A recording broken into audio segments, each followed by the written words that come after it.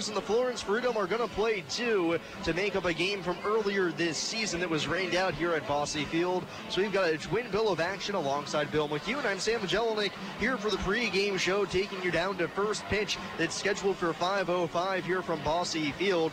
If you weren't here last night, boy, did you miss a doozy. The Otters had an absolutely thrilling one-run victory over the Florence Freedom yesterday. A 4-3 win in front of just about 6,000 people last night. It was an absolutely stellar performance. Spencer Medic went 6 1/3. The bullpen held down the fort, and in the ninth inning, Jeff Gardner threw the tying run out at the plate on a marvelous throw to save the game for the Otters and push them to 37-38 on the season. With that win, the Otters now are in a tie for fourth place in the Western Division with the River City Rascals. Both teams 5 games away from the Normal Corn Belters, the streaking Normal Corn Belters.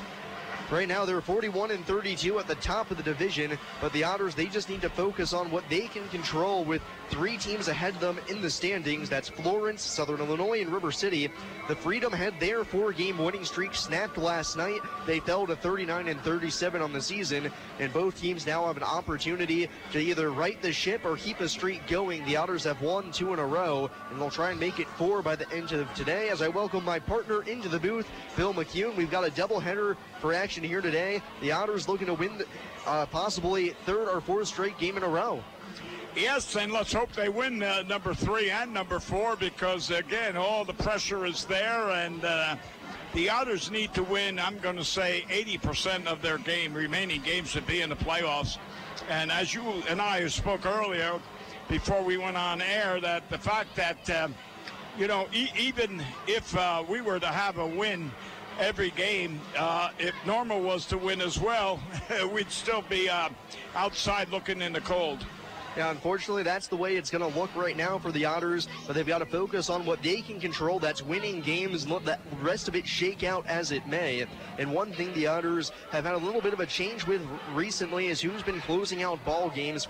Alex Phillips has come on and closed out the past 2 ball games. I sat down and talked with him prior to today's game to get inside of his mind in terms of yesterday's game when he nearly blew the save, but Jeff Gardner with a strike to the plate helps the Otters stay in front and win the game. We'll take our first break of the pregame show and come back with that interview with Alex Phillips. You've been listening to the Evansville Otters pregame show on WUEV 91.5 FM, brought to you by Krukemeyer and Kahn.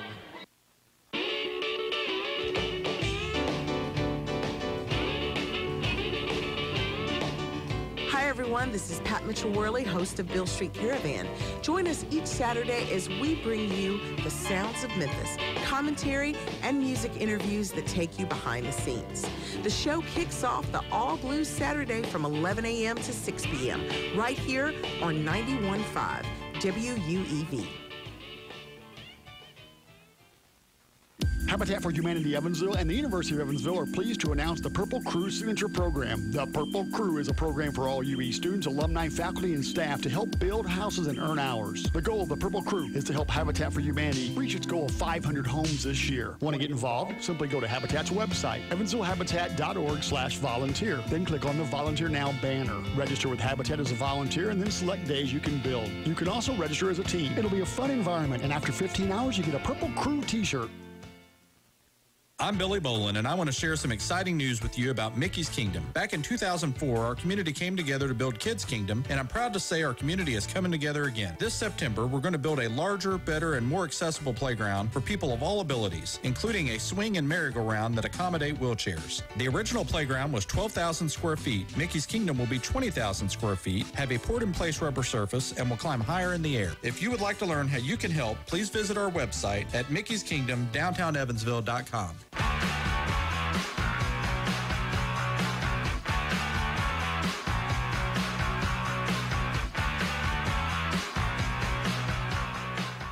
Welcome back to the Evansville Otters pregame show here on WUEV 91.5 FM. I'm joined by Otters relief pitcher Alex Phillips here on a beautiful Saturday afternoon. Alex, how you doing? Doing well.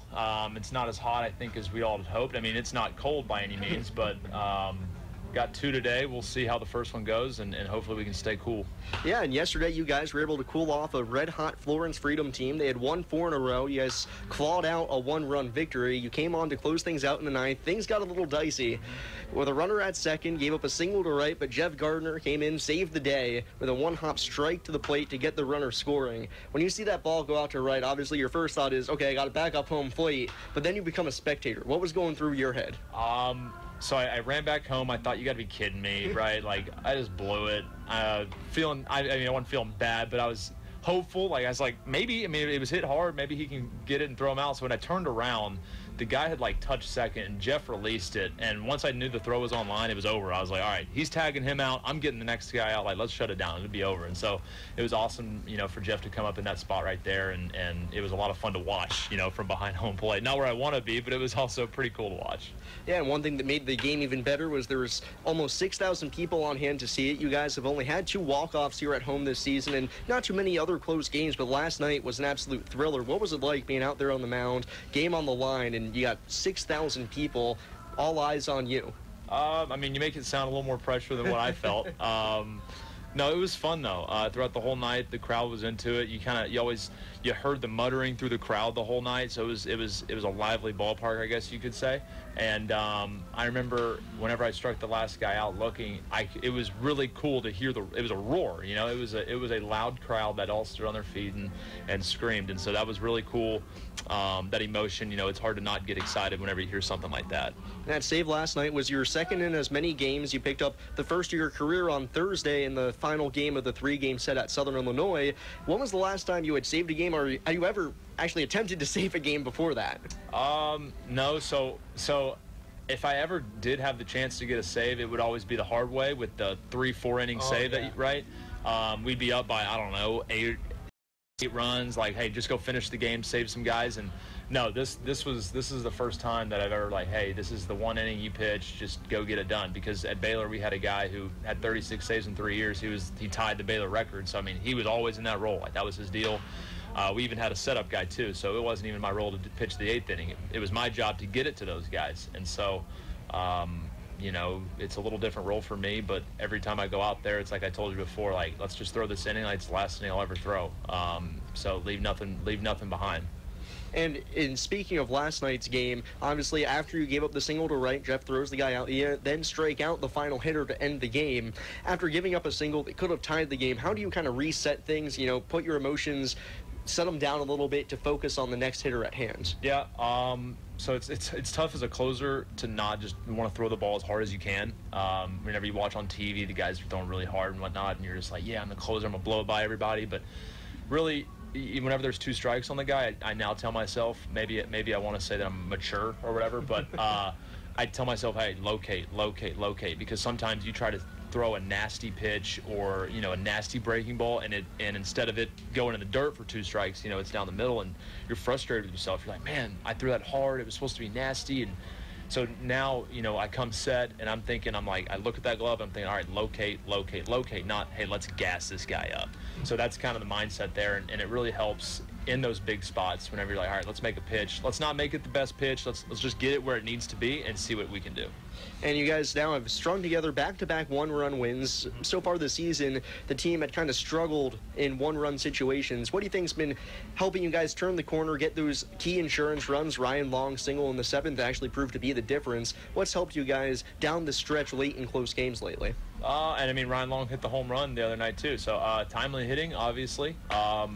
And then we've had a solid bullpen outings from Jeff Thompson come in and has done a great job. And I don't know. I think all the facets. Sure, we could be playing a little bit better, I guess, but the hitting's been timely, something that we hadn't had for a while. And then whenever we need those big zeros, we've had guys come up and do them.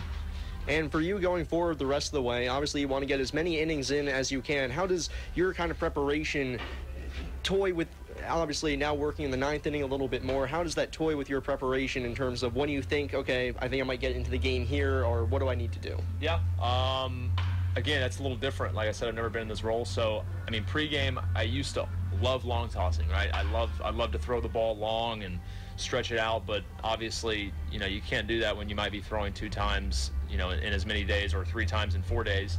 So now I play catch out to 60 feet, 90 feet. 'Cause I've told myself, like, is my arm not in shape? No, like everything's good. You just need to make sure that, you know, your arm is ready to go. And so I don't need to throw it 300 feet or whatever to be ready for the game. So now I'm going out to 60, 90 feet, maybe spinning a couple balls before the game, trying to, you know, feel some stuff out. But then I'd say seventh inning or so, if we're up one, down one, tied, you know, now you got to really start locking in, because you never know if Max wants me out there and in the eighth or something, you know, you got to be ready. So it's actually a little bit nicer there, because, you know, normally I'm sitting down in the bullpen and I hear, Phillips, you just got to run like as fast as you can. You got to get ready. But this is like, okay, you know, I know the situation, and so I can maybe start stretching in the ninth, in the eighth, do bands in the eighth, stuff like that I didn't have an opportunity to do before. Well, Alex, thank you so much for your time, and best of luck the rest of the way. You got it. You've been listening to the Evansville Otters pregame show on WUEV 91.5 FM. I'm Billy Bolin, and I want to share some exciting news with you about Mickey's Kingdom. Back in 2004, our community came together to build Kids Kingdom, and I'm proud to say our community is coming together again. This September, we're going to build a larger, better, and more accessible playground for people of all abilities, including a swing and merry-go-round that accommodate wheelchairs. The original playground was 12,000 square feet. Mickey's Kingdom will be 20,000 square feet, have a poured-in-place rubber surface, and will climb higher in the air. If you would like to learn how you can help, please visit our website at mickeyskingdom.downtownevansville.com. Free music, ticket giveaways, artist interviews, and jazz that cooks the blues away. The sounds are perking hot in the Jazz Cafe. I'm Paul Mattingly. I bring all that is jazz and focus on some of the best in area music and culture. Tune into the Jazz Cafe every Friday from 3 until 6 p.m. If online music is your obsession, catch us at WUEV.org. 91.5 UEV is your only place for jazz in the tri-state. This message is for all of you sitting in the passenger seat. And apologies if it gets a little uncomfortable, but how does it feel to be at the mercy of someone who thinks a random text is more important than your life? Someone who takes their eyes off the road while speeding along in a 3-ton hunk of steel. Freaky, right? Well, why not just ask them to stop? Or better yet, volunteer to text for them. It might be a little awkward, but believe me, you'll live. Learn more at StopTextStopWrecks.org. Brought to you by the Ad Council and the National Highway Traffic Safety Administration. You're listening to exclusive coverage of Evansville Otters baseball on 91.5 FM WUEV Evansville. Welcome back to the Evansville Otters pregame show. We'll set the scene for you here at Bosse Field right now. It's the Evansville Otters up against the Florence Freedom. It's going to be Randy Wynn on the mound versus Steve Hagan, a battle of two all-stars this season here for the first game of the doubleheader. Randy 6-7 with a 3.31 ERA, coming off one of the best weeks the Otters have had in terms of being a pitcher this season, with two quality starts going 8 innings and then 9 innings last week against Joliet and against Schaumburg to end the week. Steve Hagan on the other side of the bump. He's 6-6. The ERA has risen almost a full run since he was an all-star earlier this season with a 4.44 ERA now. This is how the Otters lineup is going to shake out here in this one. Remember, fans, this Evansville Otters lineup is brought to you by Mr. Quick Pick, here to provide you the roadside service you deserve. Call Mr. Quick Pick at 812-496-2321. For the first time in I can remember a long time, the Otters lineup is going to stay exactly the same as it was yesterday. David Cronin leads off at second, then Ryan Long at third, Travis Harris in the DH, Jeff Gardner in right, Austin Bush at first, Brant Whiting the catcher, J.J. Gould the shortstop, Hunter Cullen in center, and Zach Wells batting ninth out in left field. This is the first time I can remember in a real long time the Otters will have the same lineup out there for back-to-back games, something that I'm honestly a little bit interested to see. Yes, this is unusual. Andy generally has a mixed lineup. You don't know who's playing until you get to the ballpark. So we'll see how that works. The Otters was a winning combination yesterday. Hopefully it'll be the same again here today. It's Breast Cancer Awareness Night here at the park for the first game of the doubleheader. The bases, normally white out in the field, have been spray painted pink. The Otters players in special pink uniforms, looking like the Houston Astros, the 1970s and 80s in terms of the color scheme. The Astros obviously went with the various shades of orange. The Otters going with various shades of pink here in what ended up being termed the Tequila Sunrise jerseys. Well, you know what I find interesting, Sam? If you look down in the along the railing in the dugout, there's a number 26. I had to look up who it was because Max never wore a game shirt. He always had one of those sweatshirts or pullovers, whatever it was, so you never knew what number he is. Now I look and I see 26, and I said, my God, it's Max. Well, we've identified Max. The Otters are being introduced out on the field, which means it's time for the national anthem. Evansville Otters and the Florence Freedom coming up next in a doubleheader. You've been listening to the Evansville Otters pregame show here on WUEV 91.5 FM, brought to you by Krookemeyer and Kahn. My name is Lola Silvestri, and I'm going to be 95 this year. I was very independent. I fell, and I had to have Meals on Wheels. America, let's do lunch. 1 in 6 seniors faces the threat of hunger, and millions more live in isolation. Drop off a hot meal and say a quick hello. Volunteer for Meals on Wheels by donating your lunch break at americaletsdolunch.org. This message brought to you by Meals on Wheels America and the Ad Council. Today in school, I learned a lot. In chemistry, I learned that no one likes me. In biology, I learned that I'm fat and stupid. In English, I learned that I'm disgusting. And in gym, I learned that I'm pathetic and a joke. The only thing I didn't learn in school today is why no one ever helps. Kids witness bullying every day. They want to help, but they don't know how. Teach them how to stop bullying and be more than a bystander at stopbullying.gov. A message from the Ad Council. When I grow up, I want to be a new pair of blue jeans. When I grow up, I want to be a kid's first computer. I want to be a warm fleece on a cold day. Football I want to be a stadium. bike that races around the country. I want to be a bench on a forest trail.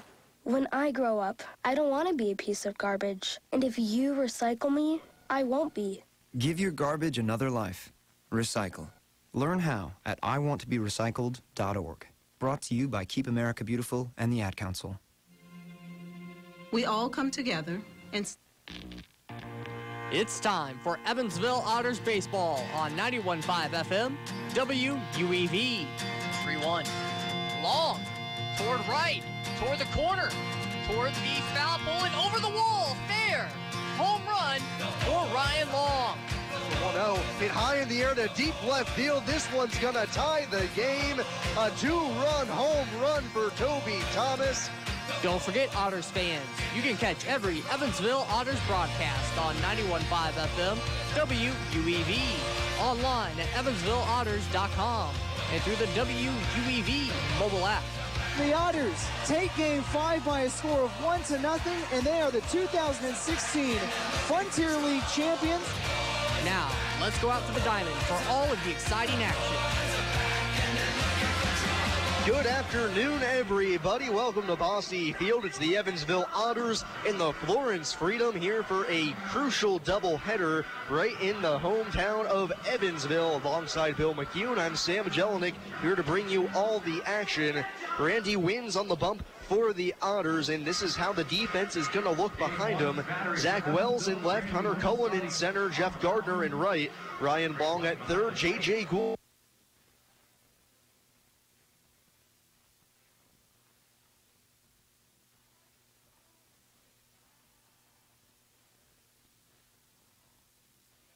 (19) North Green River Road. Our call at 812-475-9000. Now welcome into the booth my partner for today's game, Bill McHugh. Bill, just another day for a great baseball game. Oh, you ain't kidding. And you know, as I mentioned to you earlier, Sam, and looking over the umpires, I didn't realize who was umpiring behind the plate last night, but when I recognized it today, I said, uh-oh. First pitch to Austin Wobrock from Wynn to open the game's a called strike, and we're underway. The Otters wearing special breast cancer awareness jerseys, pink and then white on the top. 0-1 to Wobrock. Swings away and lines it into left field. That's down for a base hit. Left fielder Wells over towards the line, picks it up, throws a strike back into second to keep Wobrock at first for a leadoff single. Barely time enough to introduce Randy Wynn out on the mound. Wynn, a stalwart for the Otters. He's now thrown 101/3 inning on the season. 6'2", 190-pound righty. Works fast, faster, and fastest out there on the bump. and it's proved good results for him. 6-7 with a 3.31 ERA. And now he's got Wobrock to worry about at first, and Caleb Lopez the hitter. First pitch. Fastball runs a bit too inside, 1-0.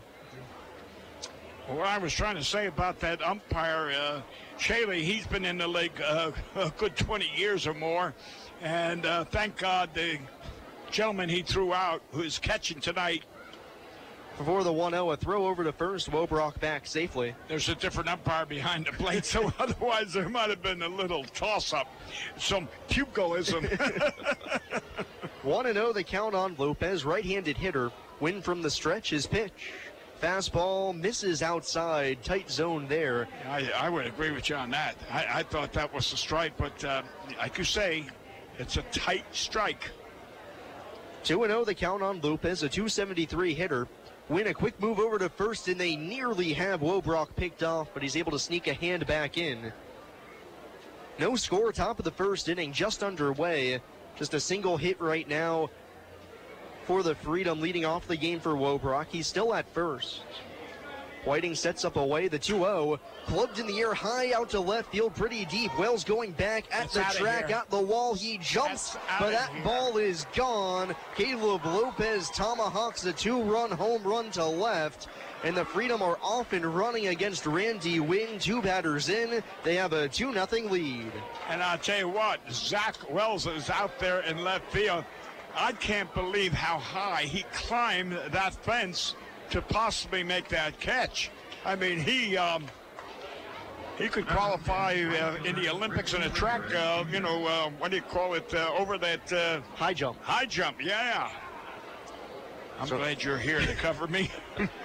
So a rough start for Wynn, a single, a home run, and now Ricky Ramirez Jr., left-handed batter. It's 2-0 Freedom here in the first. Randy relatively struggled against Florence the last time he pitched against them. And a first pitch curveball to Ramirez misses high, 1-0. Yeah, that didn't have much bite to it. It just hung up there, that curveball. 1-0 delivery. Fouled away by Ramirez, 1-1. It's pretty apparent the Freedom have a pretty solid book on Wynn right now. They know he loves to pound the strike zone. They've come out of the gates hacking, not letting him get ahead and taking pitches in the zone and trying to hit him hard. Well, yeah, you're right. If you know a pitcher throws strikes consistently, you're up there swinging. The 1-1. Foul tipped at the plate. That dribbles to the backstop and went ahead on Ramirez Jr., 1-2. Last time out for Randy against Florence specifically was on June 21st, so more than a month and a half ago now. It was a rocky beginning, but he worked through it to technically throw a complete game. 1-2 pitch. Slashed foul by Ramirez, still 1-2. Give up 2 runs in the first inning, but from there settled in, only allowing 3 the rest of the way, with only 3 of those runs being earned. It was a 5-2 defeat, but Randy went the full 8 innings in the loss at Florence. That was his second complete game at the time. He's now up to 3. 1-2 again. Fastball rides outside. Wynn misses, 2-2. Well, talking about pitches, how about last night when Rinsky, the catcher, fouled off, 12 different pitches? Yeah, ended up with a 13-pitch at bat against Medic. Yeah, and now the 2-2 curveball swung on and missed. Ramirez tied up in knots inside. Fooled badly. Wynn with a nice recovery. Punches out Ramirez for the first out of the game. Bases stay empty for the cleanup man, Skylar Ewing. This is the young man who was thrown out last night, ladies and gentlemen, for arguing. And later the mayor said that his vocabulary needed to be washed. Ewing, right-handed batter, good power, wins first pitch. Hucks over a breaking ball that snaps on the inside corner, 0-1. 1 out, bases empty. Florence off to a hot start, up 2-0. Ewing the hitter, the 0-1. Slider misses outside. They'll appeal down to first, and the first base umpire says he went around. Oh, yes. And that's strike 2. No argument there from Ewing. Now remember, that's the umpire threw him out last night. Grudges. Ewing, a 308 hitter, tripled yesterday. 0-2 pitch. Fastball misses inside. A nice pitch from Wynn. Getting in on the hands of Ewing, not letting him get extended. But he takes it, it's 1-2. Do you think umpires carry grudges? You were an umpire. The 1-2, down and away, 2 balls and 2 strikes. I won't say that they do carry grudges, but I'll say that they definitely hold reservations. Right, okay. Count even, the pitch. Slider downstairs outside. Ewing lays off, and he's worked it back to full. You know, that's like a judge saying to the jury, forget what he just said. That's pretty hard to do. 3-2, count full on Ewing. Wynn rocks and deals. The payoff pitch drilled out to center field on a line. Hunter Cullen into the left center field alley, able to snare it. That ball was absolutely rocketed by Ewing, but the center fielder Cullen with a good jump able to bring it in for the second out of the frame. And it was a riser, Sam. It kept going up and up and up. That's why I think it might have faked out Hunter there, because he kind of cooled, went after it nonchalant, but then he found out it was a little more difficult of a catch. 2 outs, nobody on here for Kayvon Burgess. Wynn into his wind, the first pitch. Offers a curveball down and away. Burgess lays off 1-0. It's 2-0 Florence, still top of the first inning. Nobody on for Burgess. The 1-0. Fastball on the outside edge. Wynn able to fire a good fastball, 1-1. I'll tell you what, we have a nice crowd here tonight, Sam. I bet there's 1-1 pitch. Fastball paints the outside corner, 1-2. They were thrilled about the game last night, so they came back tonight again. And now, for the praise of one ticket, you get to see 2 games. Oh, that's right. The steal of the century. Yeah, that's right. 2 for 1. Burgess open stance, the 1-2 pitch. Fastball shot foul into the sidewall right by the Otters bullpen. Burgess with an emergency act, able to send it away, a high fastball. Well, you know, when I got that pacemaker inserted in me, I said, do you have the 2 for 1? 1-2 pitch, curveball outside. Burgess thought about chasing but resists, and the count's even at 2. So I got the 2 for 1. I got the pacemaker and the defibrillator, all within the price of 1. What a great deal it was. In fact, I went back for seconds. 2-2 pitch, swung on and missed. Wynn with 2 strikeouts in the frame. Gets Burgess chasing. That ends the inning, but the first 2 batters in the frame go single home run, and we'll go to the bottom half of the first. It's Florence 2, and the Otters coming to hit here in the bottom half of the first inning. You're listening to Evansville Otters Baseball on WUEV 91.5 FM, brought to you by Krookemeyer and Kahn. I just love this place. And I just love that ring. It's gorgeous. Where did he get it? Krookemeyer & Kahn, of course. For the engagement ring that will have everybody talking, look no further than Krookemeyer & Kahn. With incomparable selection, quality, and service, Krookemeyer & Kahn is the only choice for the ring that will last a lifetime. Krookemeyer & Kahn, your lifetime jewelers. So, everybody's talking about the ring. It's pretty great, huh? Pretty great. It's amazing. You gotta tell me, man. Where'd you get it? Krookemeyer & Kahn, of course. For the engagement ring that will have everybody talking, look no further than Krookemeyer & Kahn. With incomparable selection, quality, and service, Krookemeyer & Kahn is the only choice for the ring that will last a lifetime. Krookemeyer & Kahn, your lifetime jewelers. So, let's see it. I absolutely love it. He did a fabulous job picking it out. I couldn't be happier. Well, I had a lot of help.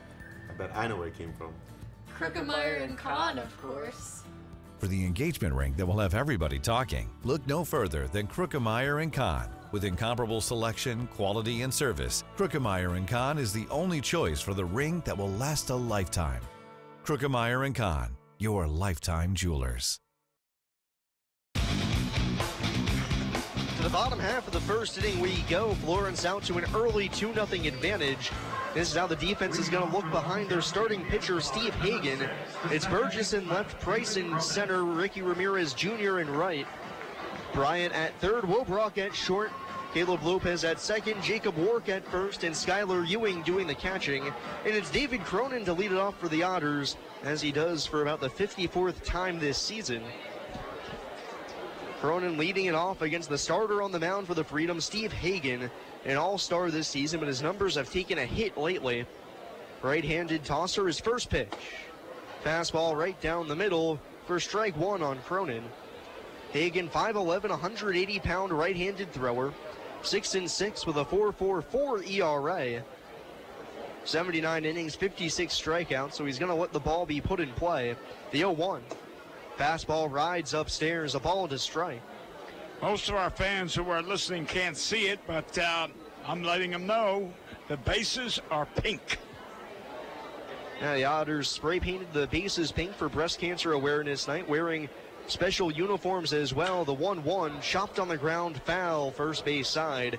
Cronin down in the count 1-2. The Otters wearing uniforms reminiscent of the mid-1970s to 1980s Houston Astros, the Tequila Sunrise uniforms. The Astros using various shades of yellow and orange. The Otters using various shades of pink to accent their jersey. From the waist up, stops about right below the rib cage. Then the rest of the uniform white and the numbers in pink on the back. I think it looks very nice.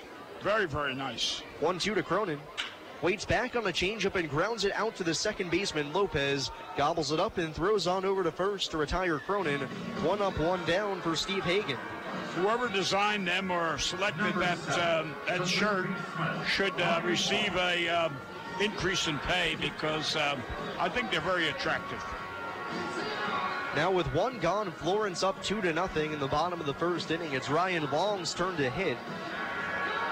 Long, the third baseman, hitting second. Steps in from the left side. Hagen into the full windup. His first pitch. Fires a fastball above the belt. Misses for ball 1. Jim Shaley behind the plate, showing his strike zone's going to be from belt down to the knees. Nothing above that. He's considering a strike here tonight. 1-0 offering. Fastball called, strike 1 on the outside corner, belt high, and the count even at 1. Hagen looking to work quickly, already back on the rubber third base side. Now steps back, his 1-1. Long hits it hard down the first base side, just foul over the bag. I tell you, Ron has hit so many hard shots with that quick bat on that high inside pitch. And I'll tell you what, I hate to be a first baseman when Ron's batting. I mean, you're going to get bullets down there. And the results are finally starting to show for Ryan. They have been there all year, but as of late, it's been a little bit more of a tough go. 1-2 pitch. Chopped on the ground into the Otters dugout. Nice bare hand snag by Jeff Gardner. Over his past 10 games, Ryan now hitting .325 during that span. He's also got a 13-game on-base streak to boot. But down in the count here, 1-2. Otters trailing 2-0. 1-2 pitch again. Fastball high, Long lays off 2-2.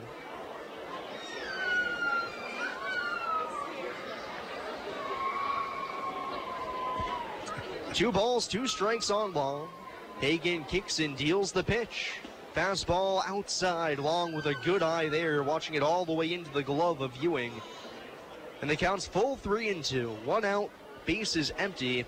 Otters looking to strike back after the Freedom got 2. Payoff pitch. Long hits it in the air to left, tracing the left fielder. Burgess back, still going back in front of the track. He's able to haul it in, planning on his back foot to make that catch for the second out of the inning. But good opposite field power. I tell you, Ryan Long is one of those players that you just take him for granted. And yet he does so much. He plays third outstandingly. He plays left field. He gets the hits when you need him. He's just an outstanding ball player, but he's just taken for granted. Now Travis Harrison, the first pitch home, ripped on the ground to third. Backhand pick by the third baseman, Bryant, up to his feet, and he throws out Harrison. What a play by Shane Bryant at third. An absolute rocket. He snares it to retire Harrison and end the inning. We'll go to the second. It's the Florence Freedom 2 and the Evansville Otters nothing here on WUEV 91.5 FM, brought to you by Krukemeyer and Kahn.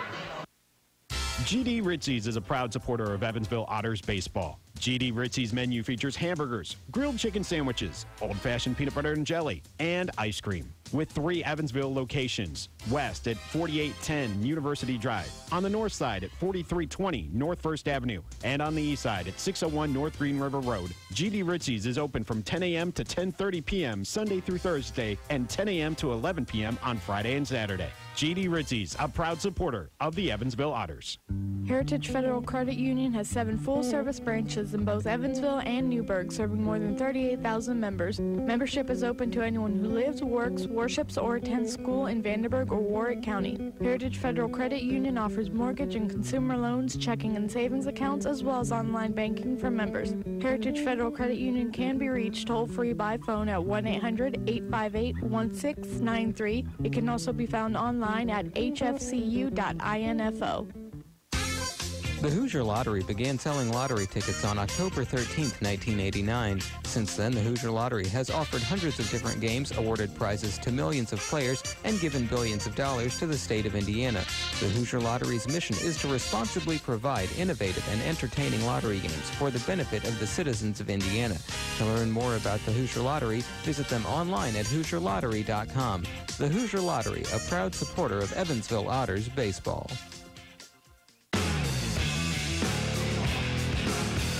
Top of the second we go. It's Florence 2 and Evansville nothing.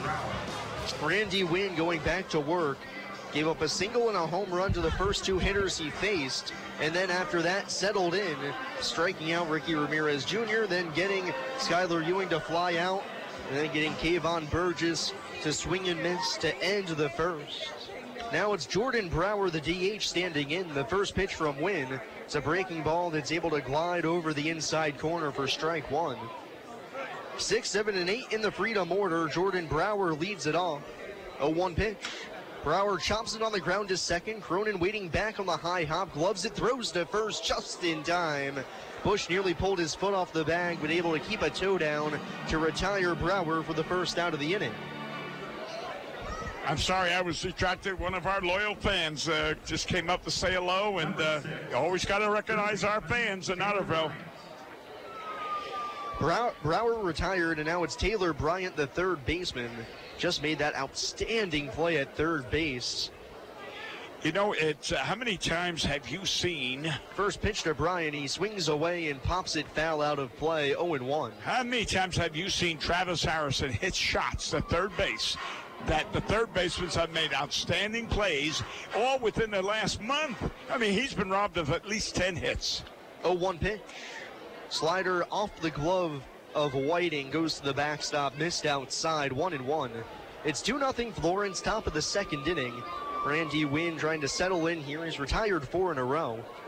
His 1-1 pitch bounced on the ground off the foot of Bryant, trickling into foul territory, third base side. He'll get up and try and walk that one off. An interesting note about Randy giving up the 2 runs in the first inning. That eclipses the total amount of runs he gave up all of last week. In 17 innings pitched last week, he gave up 1 run. That was it. Today, in 2 batters faced, he surpassed that mark already. Now, I stand to be corrected, but was that run unearned? It was an error or something, wasn't it? I can't remember exactly. There was one run that was scored that was unearned. It was a run scored, but unearned. No, it was an earned run. I remember it now. It was earned? It was. Yes, it was 1 earned run against Joliet on a play at the plate. They ruled a fielder's choice an RBI. Okay. Because the run was coming home to score anyways. The Otters went to go get the play at second, couldn't make it. Okay, yeah, you're right. You're right. There we go. Because I think we actually had a debate on air whether or not it was earned. We did. Yeah. Now the trainer out to check on Taylor Bryant, make sure his foot's okay. He's stretching it out here, kicking it around, trying to figure out if he'll be able to remain in the game. I'll tell you what, they don't make the players play like they used to. I mean, you know, I was just thinking the other night, Sam, when I played, there were 20 players on the team. Today, you've got 25, right? We had 8 pitchers. Today, the Otters carry 12. I mean, hey, you know, while the fans are still waiting here, I mentioned to you earlier, ladies and gentlemen, Sam, the other day they played over in Illinois, then came back, and I asked Sam what the meal money was because similar years ago, I played for Welsh, and we went to Bluefield. It was 20 miles away. We got $1.50 meal money. They gave us 50 cents because we came back. Wow. We were rich. Bryant's going to stay in the game here, but he's down in the count 1-2. One out, top of the second. Wins pitch. Curveball gets Bryant looking. After the long layoff, finally steps back into the box and turns right back around to the dugout. Wins third strikeout of the game, with the Freedom still on top, 2-0. You know, now here's another case of you're correcting me if I'm wrong. Taylor Brandt last night struck out twice. I think he was called out twice instead of just like this. Oh, no. Once he swung and once it was called. You corrected me. I said he was called out twice. You said no, once he swung. I remember it. First pitch to Jacob Wark, missed down low, 1-0. Here's the next pitch. Wark watches a fastball sizzle over the outside corner, 1-1. 2 outs, top of the second. Nobody on for Wark, left-handed batter. Otters trail it 2-0. The pitch. Ooh. Breaking ball on the outside corner. Wind flashes the nasty one there. And it's 1-2 on Wark. Jacob come in yesterday when Ewing was thrown out. 1-2 pitch, turns on a changeup inside, but way out in front. Count stays 1-2. When Ewing was replaced because of being thrown out, and Jacob here replaced him, and he came up, he hit that wicked shot down the. Was he the run that was thrown out? No, it was not. And the 1-2 pitch dribbled up the first base line, went off the mound, fields with the bare hand, and throws to first to get Wark, who had that RBI single yesterday in the 8th. Oh, that's what it was. Okay. But now we're going to the bottom of the second here in Evansville. It's Florence 2 and Evansville nothing here on WUEV 91.5 FM, brought to you by Krookemeyer and Kahn. I just love this place. And I just love that ring. It's gorgeous. Where did he get it? Krookemeyer and Kahn, of course. For the engagement ring that will have everybody talking, look no further than Krookemeyer & Kahn. With incomparable selection, quality, and service, Krookemeyer & Kahn is the only choice for the ring that will last a lifetime. Krookemeyer & Kahn, your lifetime jewelers.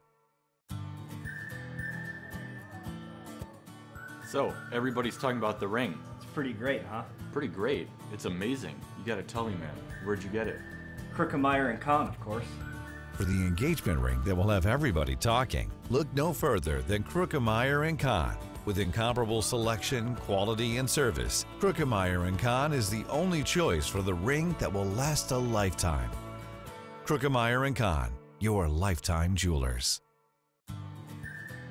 So let's see it. I absolutely love it. He did a fabulous job picking it out. I couldn't be happier. Well, I had a lot of help. I bet I know where it came from. Krookemeyer and Kahn, of course. For the engagement ring that will have everybody talking, look no further than Krookemeyer & Kahn. With incomparable selection, quality, and service, Krookemeyer & Kahn is the only choice for the ring that will last a lifetime. Krookemeyer & Kahn, your lifetime jewelers.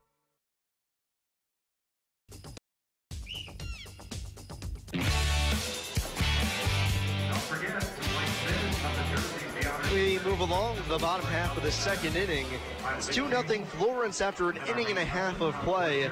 The Otters were set down 1-2-3 in the first inning, so that means Jeff Gardner leads it off here in the second. 4, 5, and 6. Gardner, Bush, and Brant Whiting due to hit. The hero of last night's ball game. Yeah, Jeff had that cannon of an arm, a nice throw to the plate to nail the tying run with 1 out in the 9th. Now leading off the second, first pitch. Flown in the air to right center field. Price Jr. going over into the gap, but he's going to have to play it on a hop. Center fielder picks it up and throws it back on in. Jeff Gardner sees one pitch and hits it out to right center field for a base knock. Otters' first hit and base runner of the game. You know, real quick, Sam, my wife was describing to my son today that play at home plate when she said, oh, here comes Gardner, he throws it, and there's one hop, and she really displayed it. My wife gets into the game, I'll tell you that. So, Anyway, she was praising Mr. Gardner. Now Gardner at first and Austin Bush the hitter. Otters trail by 2 runs, bottom of the second of a 7-inning game. Hagan from the stretch for the first time his pitch. Bush swings away and skies it in the air, right side of the diamond. Second baseman Lopez towards the line, backing up into the outfield grass. He puts it away for the first out of the inning. Bush just underneath that one.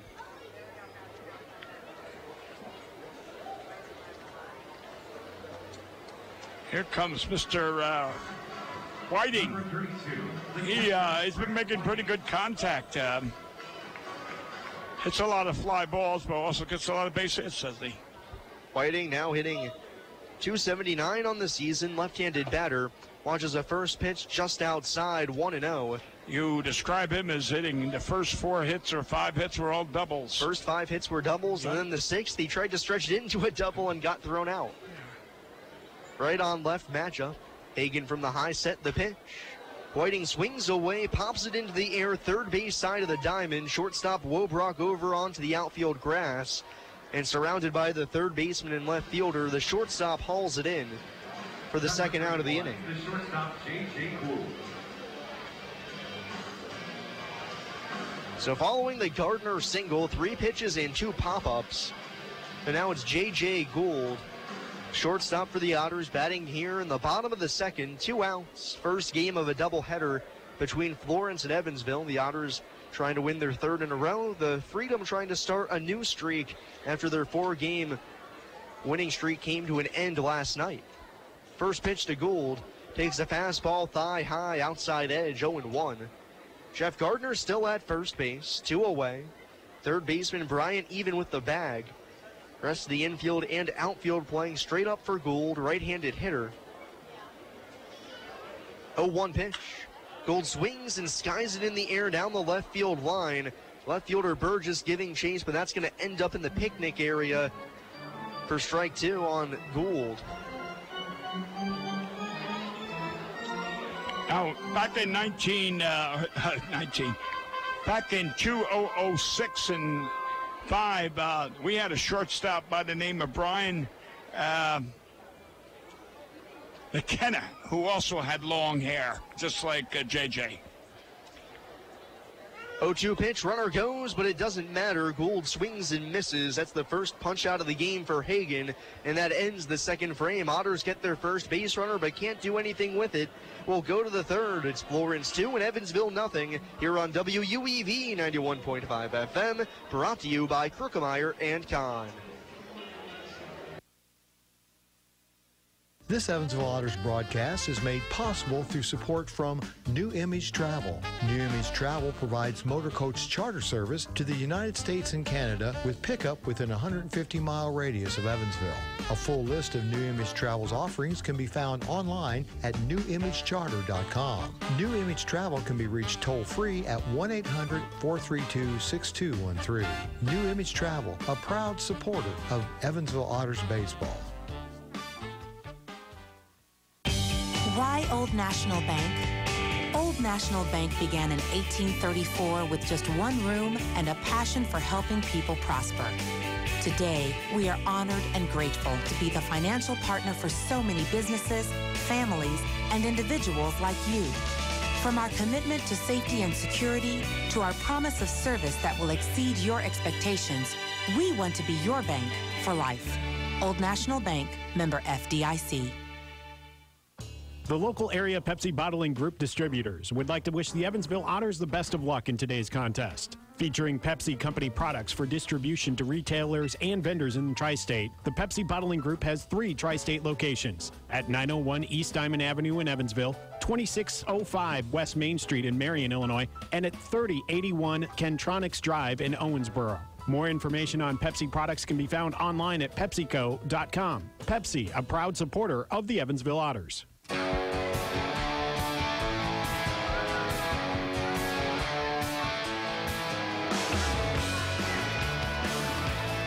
Top half of the third inning coming at you. It's Florence 2 and Evansville zip going to the top of the third. John Price Jr. leads it off for the Freedom. 9-1 and 2 in the order for Florence. Bryce Jr., the center fielder, batting from the right side. Randy Wynn, the righty, back to work on the bump. His first pitch. Fires a breaking ball outside, 1-0. Bryce Jr., a .227 hitter on the season. 3 home runs, 6 driven in. Wiggles the bat in his hands. The 1-0 pitch. Skies it in the air to center. Center fielder Cullen back a step or two. Now dancing around back towards his left. Able to settle underneath of it and put it away for the first out of the inning. We got a pretty good, the Otters have a pretty good defensive outfield out there now with Gardner and Cullen and Worse. And I don't know. I mean, you got good speed, you got good arms. Now with 1 gone, it's the top of the order. Austin Wobrock and Caleb Lopez, the guys who have done the only damage against Randy Wynn thus far. They own the only 2 hits and the only 2 runs. Wobrock, left-handed hitter, the first pitch. Swings away and shoots it foul on the left-hand side into the stands. I think somebody just made a good catch. Yeah, there's fans are waving over there. If that was in Baltimore, Rex Barney. 0-1 fastball, able to tail back over the inside edge. 0-2 on Wobrock. Rex Barney is the public announcer, was the public announcer for the Baltimore Orioles, and he would say, give that man a contract. 0-2 pitches bounced foul first base side, and Zane Clodfelter, our public address announcer, actually said that. Oh, is that right? Yeah, he just did. Well, he's copying Rex Barney. Wynn winds and deals the 0-2. Popped foul out of play on the third base side. Rex Barney pitched for the Dodgers in those 40s. And Buddy Kerr and Buddy Kerr would go to the Baltimore games and cover them. 0-2 pitch again. Flared to left field side. Wells charging in hard, still coming in, and will make the catch heading towards the left field line. Looked like for a second Wobrock was maybe going to dunk that one in, but Wells with good range and a good jump retires Wobrock for the second out of the inning. And when Buddy Kerr and I would go, and Rex Barney would see us, and he'd say, hey, Buddy Kerr, good field, no hit. Buddy Kerr played 13 years in the majors and batted .278, and that's when you were called. .278 was you were a bad hitter.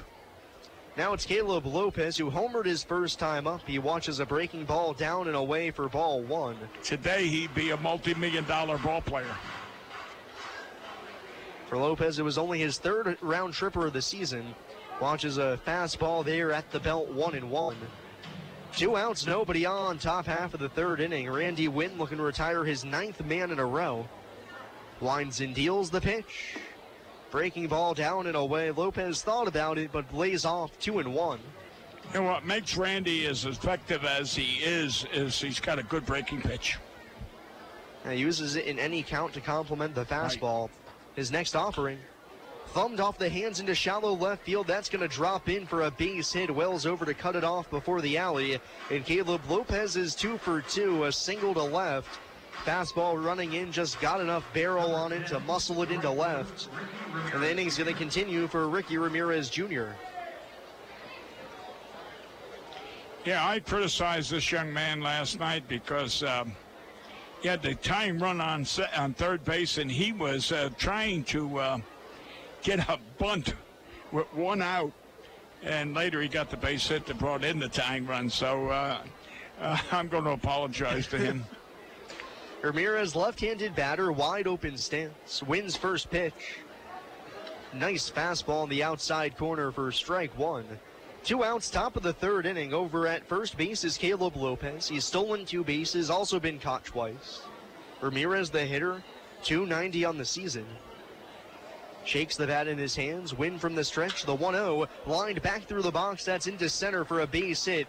Hunter Cullen comes in and fires it back onto the infield. Ramirez Jr. with his first hit of the game, and it's back-to-back 2-out knocks for the Freedom to put 2 men on, and with 2 men out, it'll be Skylar Ewing, the cleanup man. And I tell you what, Ewing rocketed a shot that kept rising as it went out to center field. That's going to prompt a meeting for the catcher Whiting to go out to the mound to discuss with Wynn. They're going to have to be careful here with Ewing. As you hang one bad pitch here, all of a sudden this game could get out of reach real quick. In a 7-inning contest, the third inning almost acts more like the 5th or the 6th. Nearly halfway home. Ewing, right-handed batter, 308 on the season. 12 RBIs in his past 10 games. First pitch, swings away, fouls it back over the screen, and it's strike one. One of the great hitters of all time that played in Evansville was a guy named Horace Gardner. I don't know if you ever heard of him, but if you ever read any of Henry Aaron's books or something, he always mentioned Horace Gardner because Horace was the ambassador for the black ball players in the 40s and 50s. 0-1 pitch. Fouled back to the screen. Ewing on a breaking pitch, but he can't barrel it up. 0-2. Well, anyway, Horace believed in the Paul Wainer theory of coming down and cutting down on the ball. And I'm not exaggerating, Sam. If I said he would hit a line drive that the shortstop would reach up and nearly catch it, and before you know it, it sailed, it rose, and it would go out over that wall. It just kept rising. 0-2 pitch, fastball, called strike three on the outside corner. Ewing strikes out looking, Wynn racks him up, and that ends the third inning, and Strand's 2 men aboard. We'll go to the bottom half of the frame. It's Florence 2 and Evansville nothing here on WUEV 91.5 FM, brought to you by Krookemeyer and Kahn. I just love this place. And I just love that ring. It's gorgeous. Where did he get it? Krookemeyer and Kahn, of course. For the engagement ring that will have everybody talking, look no further than Krookemeyer & Kahn. With incomparable selection, quality, and service, Krookemeyer & Kahn is the only choice for the ring that will last a lifetime. Krookemeyer & Kahn, your lifetime jewelers. So, everybody's talking about the ring. It's pretty great, huh? Pretty great. It's amazing. You gotta tell me, man. Where'd you get it? Krookemeyer and Kahn, of course. For the engagement ring that will have everybody talking, look no further than Krookemeyer & Kahn. With incomparable selection, quality, and service, Krookemeyer & Kahn is the only choice for the ring that will last a lifetime. Krookemeyer & Kahn, your lifetime jewelers. So let's see it. I absolutely love it. He did a fabulous job picking it out. I couldn't be happier. Well, I had a lot of help. I bet I know where it came from. Krookemeyer and Kahn, of course. For the engagement ring that will have everybody talking, look no further than Krookemeyer & Kahn. With incomparable selection, quality, and service, Krookemeyer & Kahn is the only choice for the ring that will last a lifetime. Krookemeyer & Kahn, your lifetime jewelers. 5-1.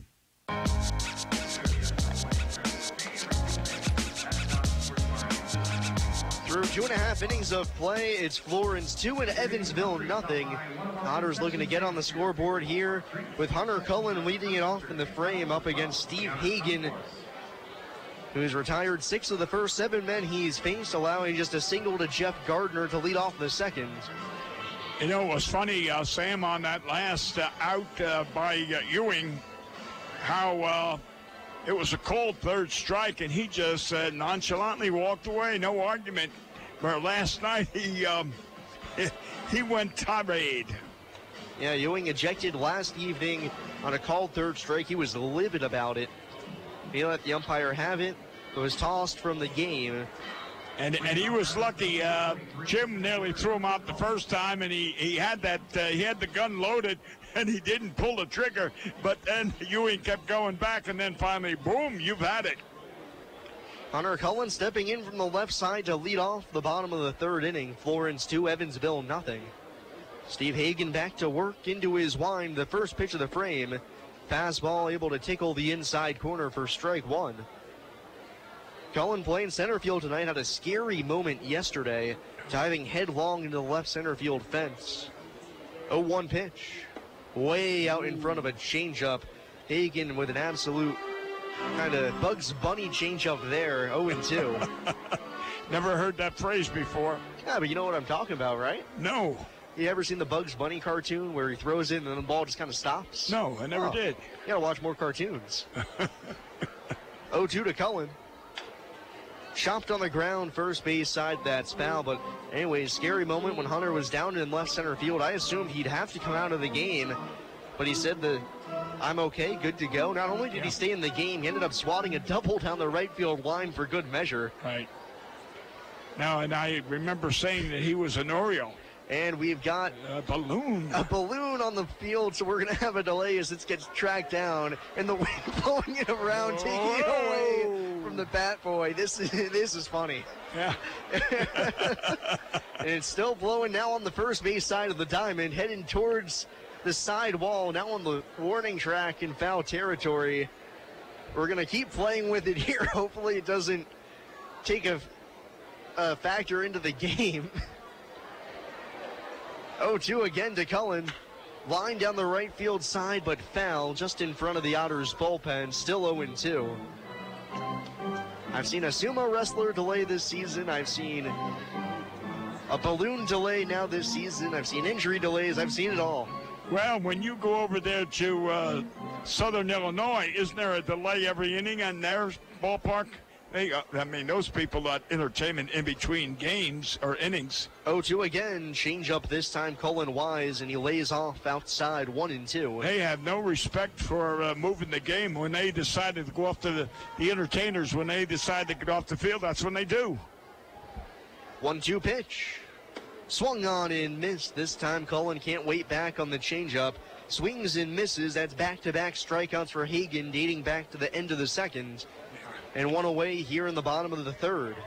Now, when you go, did the cheerleaders or whatever you want to call them over there in Minor Ballpark, did they stomp on the dugout, the Otters dugout? There's nobody there now. Oh, they used to do that. And, you'd hear that. Boom, boom, boom, boom, boom on top of the roof. Now one away, here's Zach Wells, right-handed batter. Hagan uncorks the first pitch, and Wells pops it foul out of play, first base side for strike one. Zach with 2 hits yesterday, an infield single that brought home a run for Evansville, the second of the game. Then also a single out to center and a stolen base. Down in the count here, 0-1, 2-0 Otters trail. The pitch. Fastball runs inside, 1-1. Wells overall a .218 hitter, 3 home runs, 5 doubles, and 15 driven home. Trying to get a base runner here with Evansville trailing 2-0. 1-1 pitch. Ooh. Inside for ball 2. Wells has to tuck his hands into his chest to avoid getting knocked on the knuckles, but jumps ahead in the count now, 2-1.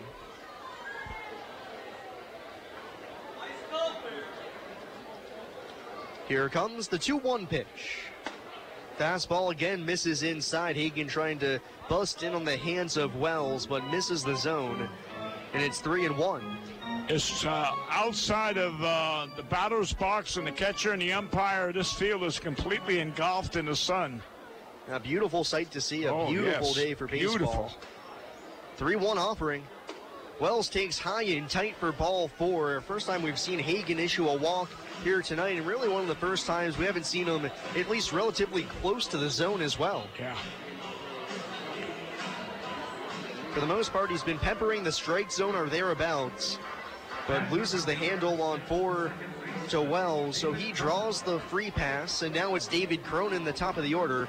Otters have brought the tying run to the plate here in the bottom of the third.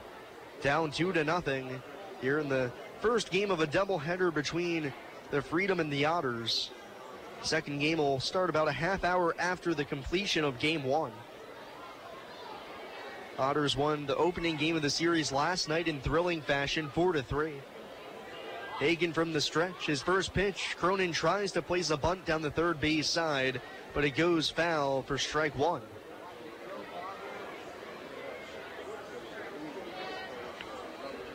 You know, when he first came here, he was doing a lot of bunting. Almost every time he'd bat at least one pitch, he would attempt to bunt. That's the first time I've seen him try in a long, long time. Oh, and for good reason. Cronin's been swinging a hot bat. 314 over his last 10. Wells at first. The 0-1 pitch. Down in the dirt. Nice backhand pick from Ewing. The count's even at 1.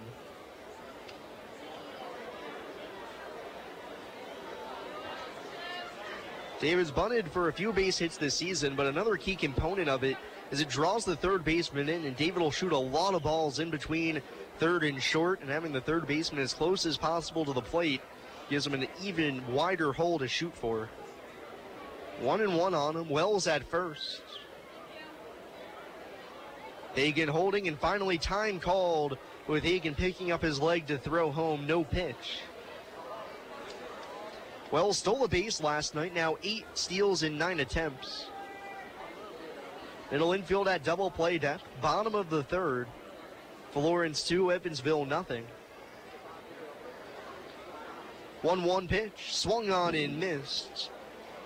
Cronin can't connect. Wells with a little false start at first, but holds on to the bag. 1-2 on Cronin, 1 away. Flag now whipping pretty hard left to right across the diamond. Yeah, that might help any ball that's up there carry an extra few feet.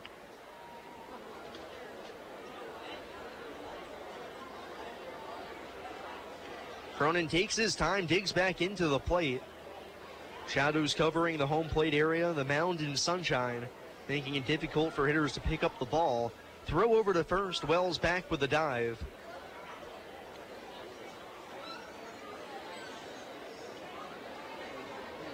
Game is suddenly kind of grinded to a halt here in the bottom of the third inning. Yeah.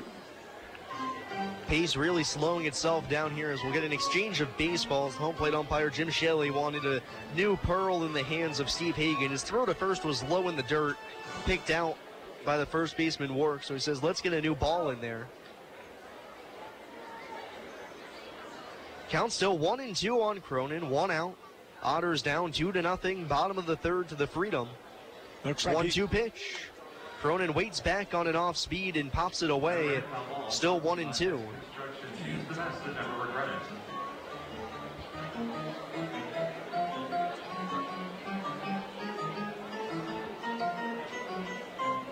Hagan had been working pretty quickly up to this point, but now Cronin, with knowledge that Hagan wants to move as fast as possible, slowing the pace down, disrupting Hagan's rhythm.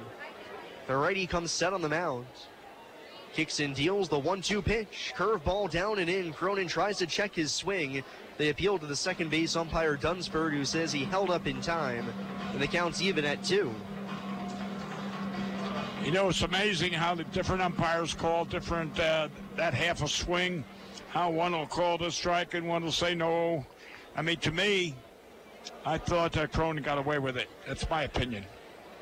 See if he can capitalize here. 2-2. Wells still at first. Here's the pitch. Rolled on the ground towards the hole on the right side. Second baseman Lopez fields, spins, and throws to first. And on the spin, he had a little pump fake to second, where he saw that Wells would have beat the throw there. So he takes the shore out at first. Cronin retired. Wells into second. And with 2 away, it's going to take a clutch hit from Ryan Long to bring home Wells and get the Otters on the scoreboard. Number 7, the third baseman, Ryan Long.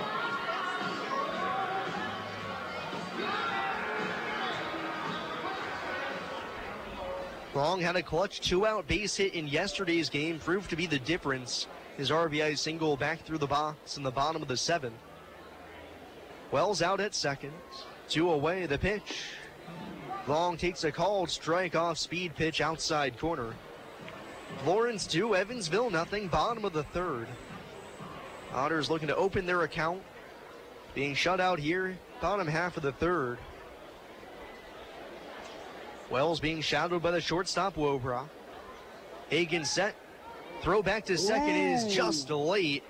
Daylight play put on there by the Freedom, and they nearly had enough to get Wells, but he sneaks a hand back in. I'll tell you what a perfect throw by the pitcher. Great coverage by the shortstop, and the Otters were lucky.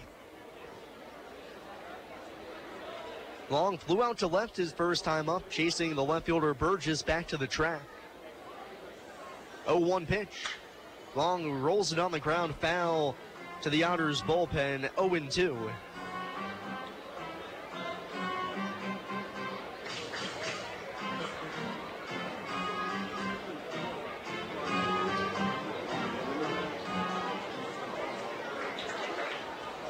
Long digs back in, left-handed batter.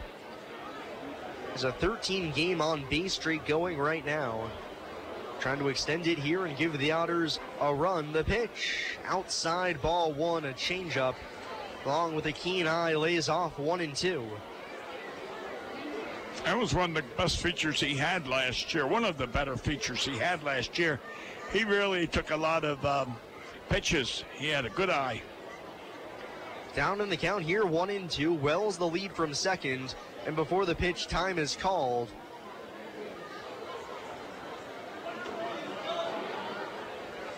He slapped the ball to left field more last year than he does this year. This year he's pulling for power. 1-2 pitch, down and in, nice block from Ewing. Curveball on the back foot of Ryan Long, and the count's now even at 2. With Wells out at second base, the deuce is wild. 2 balls, 2 strikes, 2 outs. Otters trail by 2 with a man out at second, and the number 2 hitter in the order at the plate.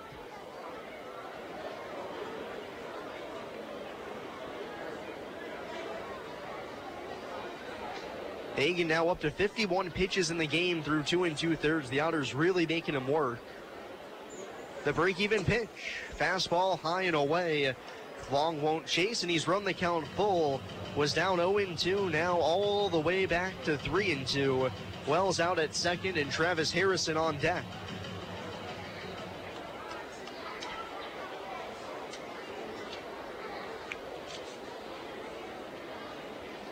Hagan peers in for the sign, gets the one he wants, and as he's coming set, Long calls time. Hagan will step off the rubber, now re-tow it to get the new signal. Wells out at second, bottom of the third. Florence 2, Evansville nothing. Hagan ready. Rocks and deals the payoff pitch. Changeup ripped on the ground, but on one hop to the second baseman Lopez, who fields and throws to first to get Long and retire the side. We'll go to the fourth. It's Florence 2 and Evansville nothing here on WUEV 91.5 FM, brought to you by Krookemeyer and Kahn. The Tin Fish Restaurant, located at 300 West Jennings Street in Newburgh, Indiana, is a proud supporter of Evansville Otters baseball. Independently owned and operated, the Tin Fish menu features salads and sandwiches, as well as seafood platters and combos, and seafood burritos, tacos, and burgers. The Tin Fish Restaurant is open 7 days a week from 11 a.m. to 8 p.m. It can be reached by phone at 812-490-7000. The Tin Fish Restaurant. Injuries are inevitable. It doesn't matter if you're playing baseball, walking the dog, or falling from a ladder. Injuries happen. When they do, Tri-State Orthopedics offers treatment for sprains, strains, and fractures by medical specialists. Tri-State Orthopedics is located at 225 Cross Lake Drive in Evansville, just north of the Lloyd and I-164. Tri-State Orthopedics can be reached by phone at 812-477-1558. Its urgent care line is 812-474-OUCH. Tri-State Orthopedics, a proud supporter of Evansville Otters baseball. The Pizza Brick Road always goes to Tyroni's. I'm in the mood for pizza and I'm ready to go. The Pizza Brick Road goes to Tyroni's. So follow me down the Pizza Brick Road. Road down to Tyroni's. The Pizza Brick Road. The Pizza Brick Road always goes to Tyroni's. You're listening to exclusive coverage of Evansville Otters baseball on 91.5 FM WUEV Evansville.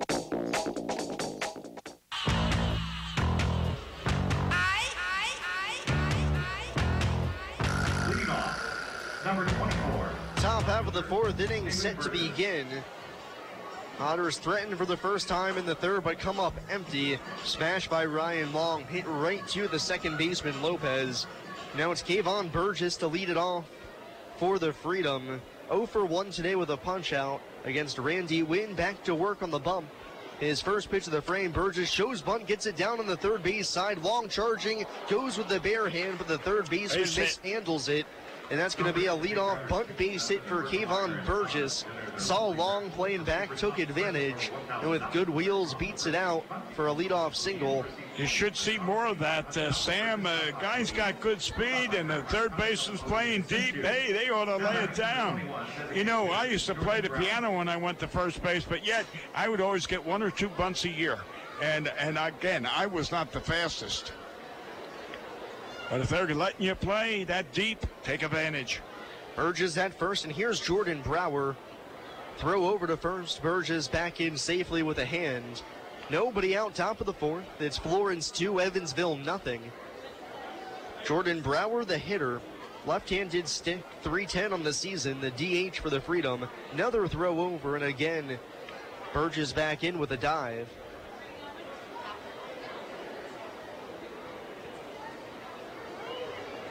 Brower high black socks to complement the red and black jerseys the Freedom are wearing. Wynn holding. And another throw over. Burgess back to the bag standing. Nearly came off the bag on his way there. Been able to hold a foot down. Still no count on Brower at the plate. Middle infield at double play depth. Burgess over at first. 4 for 8 in stolen bases. Wynn's first pitch. Brower shows bunt and takes a fastball belt high on the inside corner for strike one.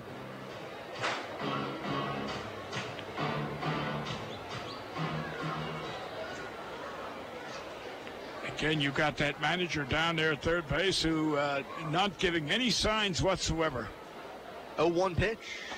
Changeup missed down and in, pushing Brower off the plate. Count now even. Nobody out top of the fourth. Burgess over at first, and the Otters trailing 2-0 in the first game of this doubleheader. Otters took the first game of the series yesterday by a final score of 4-3, and now looking to extend a mini 2-game winning streak to 3 here today. The 1-1 pitch is rolled foul on the first base side. A ball and 2 strikes on Brower. Another little streak going for the Otters. There's a little home winning streak against Florence individually. Florence has yet to pick up a win this season here in Evansville. Otters have taken 3 straight from the Freedom at Bosse Field. 1-2 pitch. Chopped on the ground towards the hole, third base side. Shortstop Gould ranges there and throws to second just in time to get Burgess. They get the lead man there. Nice play by Gould. Able to get over, get in front. A nice sidearm throw to Cronin. Burgess forced out. Brower now aboard at first. That was kind of like a defensive swing. He just slapped at that ball and made contact. And if you want to say he moved the runner over, no, he didn't move the runner over. So that it didn't work. Now Taylor Bryant, the hitter, and Wynn snaps off a 12-6 hook, dropping in for strike one. Beautiful curveball. One away now. Freedom still leading 2-0, top of the fourth inning. Bryant, the hitter, struck out looking his first time up. Win at the set. Brower the lead from first, and the 0-1. Slider misses just off the outside corner. Count even at 1. If you remember, Bryant had the count 1-1 on him. Found a ball straight into his foot, hobbled around for a couple of minutes, decided to stay in the game. And the very next pitch he took, it was a called strike right down the middle. You know, this manager coaching third base, he has his hands on his hips. Just like the other day, the manager at the club that was here earlier, he had his hands behind his back. 1-1 pitch, drilled in the air to left center field pretty deep. Left fielder Wells going back into the gap. It's going to short hop the left center field wall. Brower going to third. He's being waved home, and the throw to the plate won't come. The cutoff throw is bobbled by Cronin. Into second is Taylor Bryant with an RBI double, and the Freedom lead 3-0. That was hit pretty hard up against the number 35, first baseman Jacob Warren. SWAT press sign, and it had to be at least 300. And I'm going.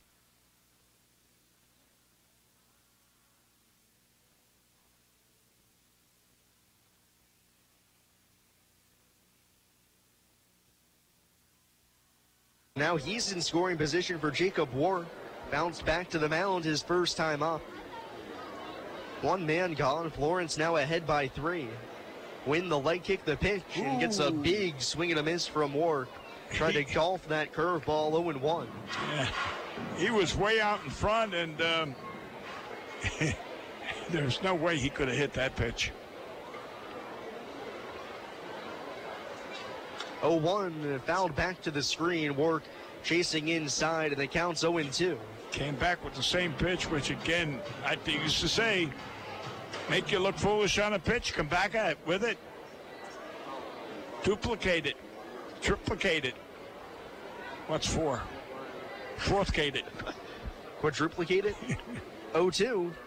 Fouled back to the screen. A fastball. Work was all over, but fouls it just underneath. 0-2 still. Work, a solid hitter, 6 for his last 16. 276 on the campaign, 6 home runs, and 34 driven home. Open stance from the left side. The 0-2 again. Shoots it foul on the left-hand side. Count stays 0-2. He's got a pretty good frame insofar as solid body. 6'4", 230 pounds. Yeah, solid. Out of the University of California at Berkeley. 0-2 again. Clubbed high in the air to deep right field. Right fielder Gardner going back. He's on the track, settled underneath of it. Makes the catch, tagging and going from second to third is the runner Bryant. Gardner's throw all the way there, cut off by the shortstop Gould.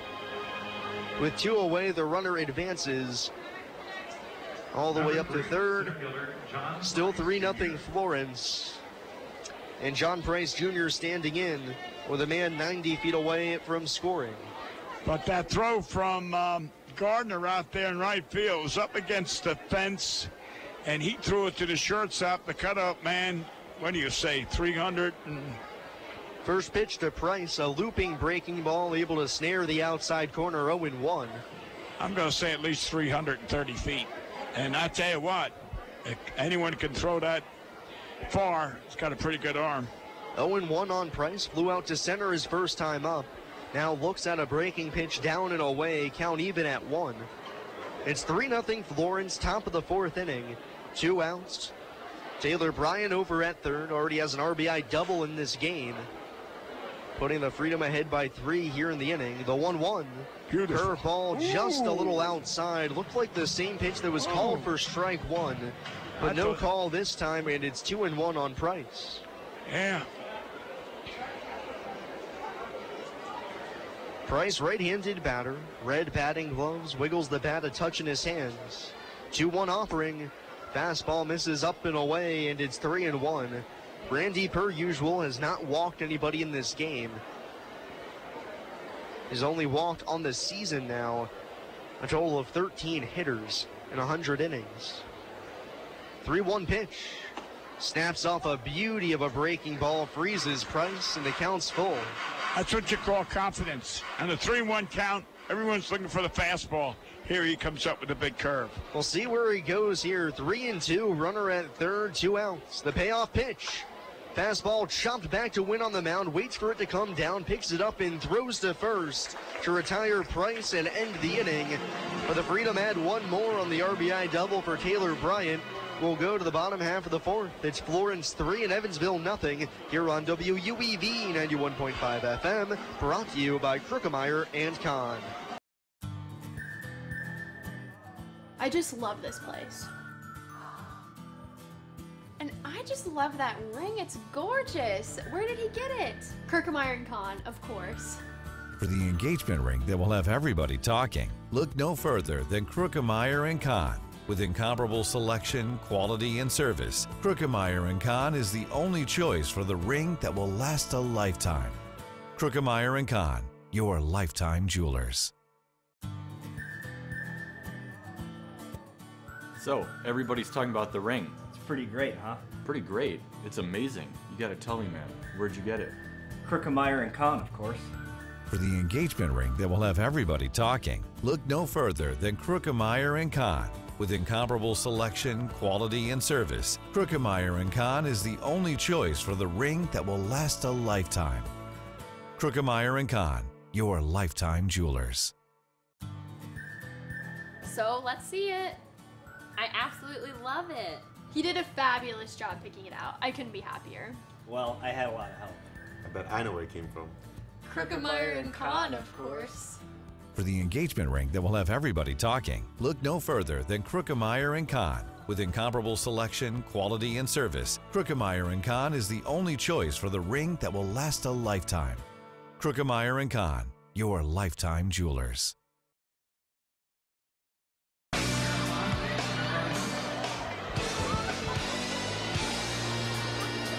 Hey Otters fans, whether you're searching for an exquisite diamond engagement ring, diamond anniversary band, dazzling earrings, or a gorgeous diamond bracelet, Krukemeyer & Kahn is the place for extraordinary value and a pleasurable experience.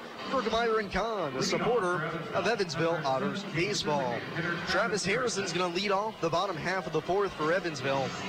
Otters now trailing 3-0 here against the Florence Freedom. 3, 4, and 5 in the order up against Steve Hagen, who's only allowed one hit through the first 3 frames. First pitch to Harrison. Fires a changeup on the outside corner for strike 1.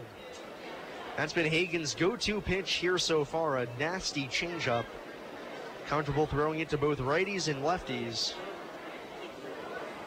Winds and deals the 0-1. Breaking ball hit hard on one hop, but speared by the third baseman, Bryant, who throws on over to first, and again, Travis Harrison robbed of a potential hit by the third baseman, Taylor Bryant, for the first down to the bottom of the fourth. I'll tell you, between Ryan Long and Travis Harrison, I haven't seen anybody get robbed. I shouldn't say get robbed, because those people are coming up with outstanding plays. But I mean, hard luck. Ryan and Travis are having a hard time getting a base hit. They're hitting the ball solidly. Now Jeff Gardner at the plate.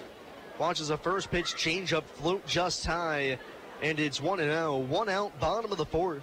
Florence now leading 3-0 thanks to the Taylor Bryant RBI double. Gardner, left-handed hitter, has the Otters' only hit of the game. The 1-0. That Hagen pitch doubles up on the changeup and finds it on the outside corner, 1-1. Gardner, 271 this season, 9 home runs, 44 driven home. Hagen rocks and deals the 1-1. Fastball inside. Gardner backs out of the plate to avoid getting hit, 2-1.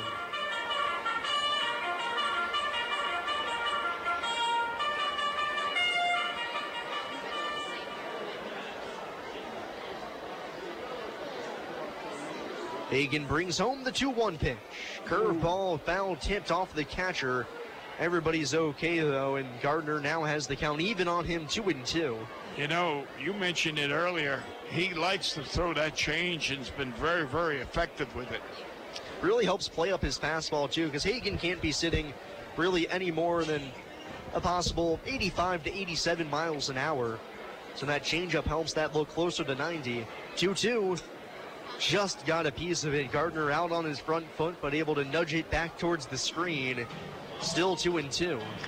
Yeah, that was a good way you described that. You know, throw that change in that 85-mile-an-hour fastball. Looks like 90. You're right.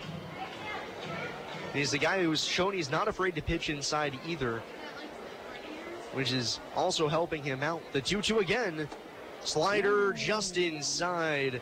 You can see Gardner lean out over the plate thinking that was going to be on the outside corner before it darted towards his back hip. But he's worked the count full, 3-2. Otters down by 3, 1 out, bottom of the fourth. Payoff pitch. Change up outside. Hagen went with the off speed in the full count and walks Gardner. The second free pass he's issued here today. It's a 1 out base runner for Austin Bush. Number 45, the first baseman, Austin Bush.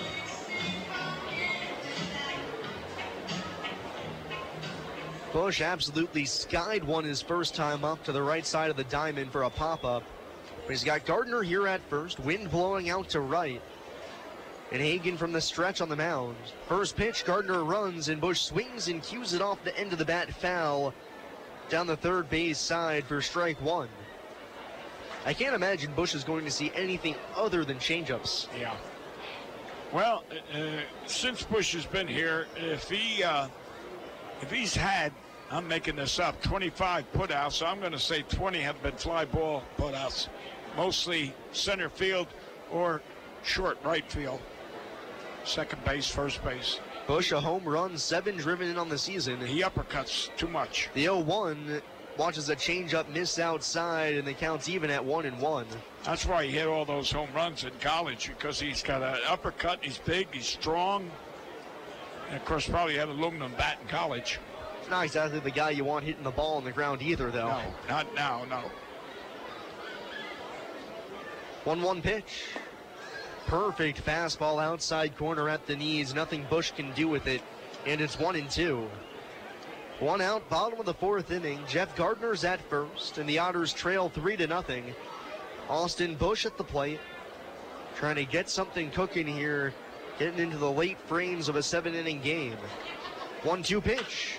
Rolled on the ground right side of the diamond. Second baseman Lopez chases to his left, picks it up, throws to second for the force out, and then throw back to first is late to get Bush. So no double play, but a nice job by Lopez, who had to retreat quite far to his left to get the force out at second. Bush replaces Gardner at first base, and now there's 2 away for Brant Whiting.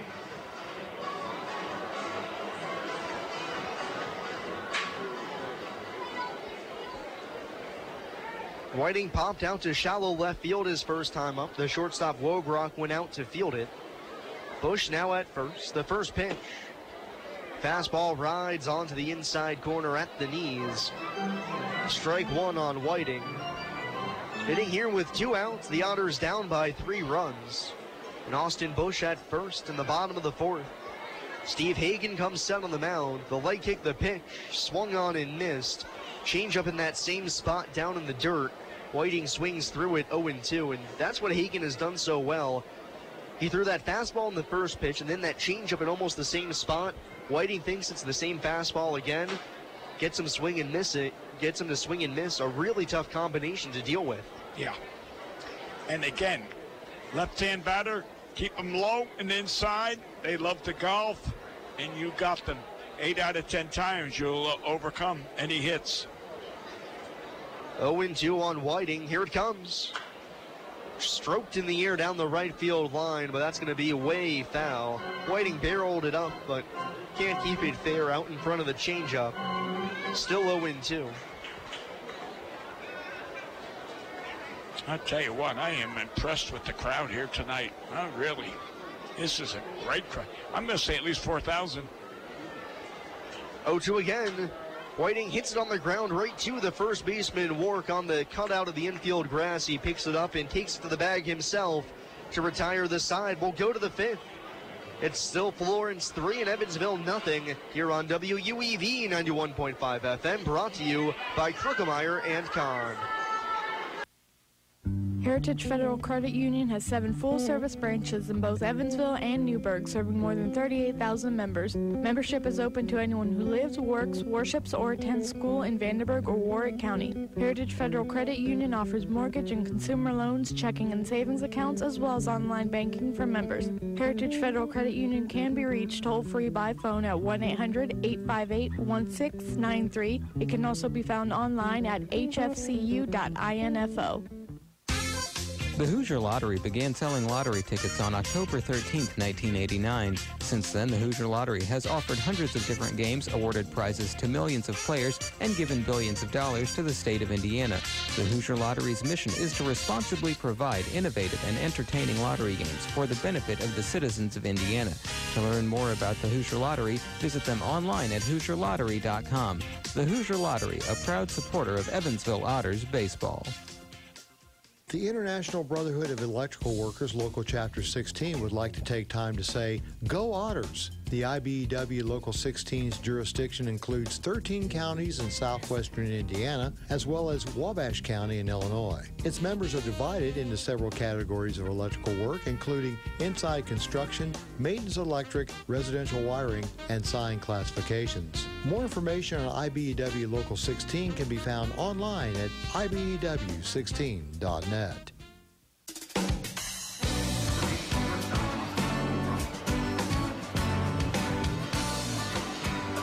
To the 5th inning, Randy Wynn stays out for the Otters, with Evansville trailing 3-0 against the Florence Freedom. Alongside Bill McHugh, I'm Sam Jelinek, bringing you the action here in this doubleheader. Wynn's first pitch of the frame is a called strike on the inside corner to Austin Wobrock, leading off the inning. Also the leadoff man in the order for Florence. The 0-1 sliced in the air to left center field. Left fielder Wells going over. Center fielder Cullen there as well. But Wells calls off the center fielder to make the catch in the alley for the first out of the frame.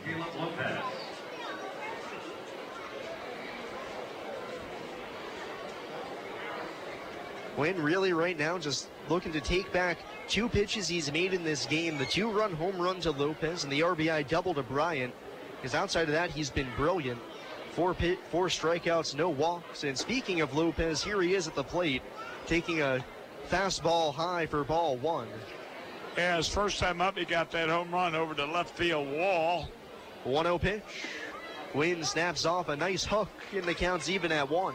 And then he blooped the next one over short for a single. So 1 power and 1 blooper. 1-1 pitch.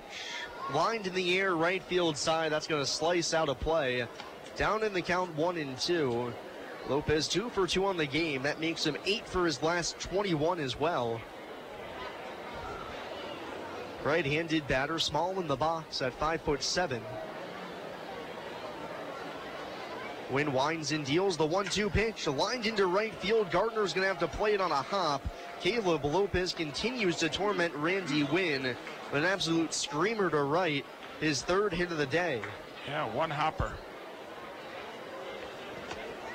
Now you think they'll steal. Number 10. I'm looking down there at the manager, and he's giving a little clap. He got 1 out. He's signing, telling the runner Lopes 1 out.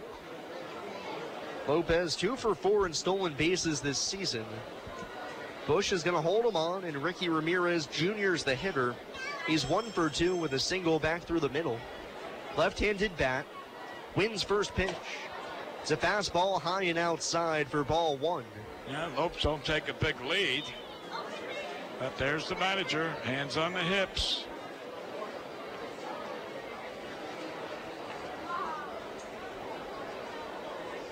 Lopez takes his lead, the 1-0. This time, Randy finds the zone with a fastball, outer edge, belt high. And the count's even at 1. We're in the top half of the 5th inning. It's Florence 3, Evansville nothing. Freedom have a runner at first with 1 away. And Ricky Ramirez, the hitter. Wide open stance. 1-1 pitch. A little early on a curveball inside. Dribbles it foul towards the sidewall on the first base side. And the count now 1-2.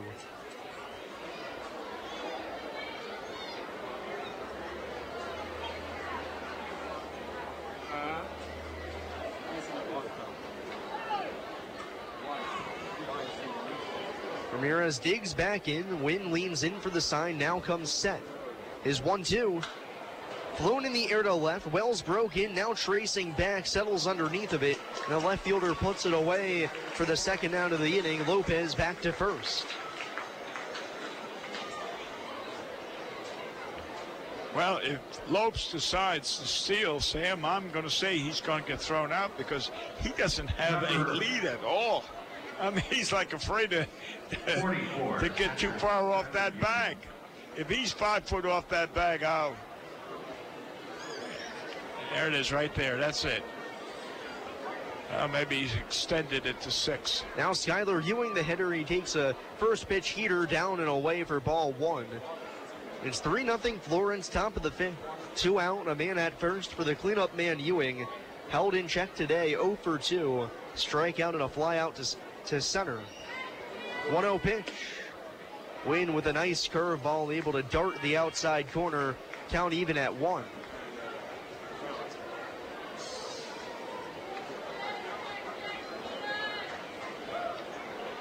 Ewing 308 on the season. In his past 10, he's driven in 12 runs.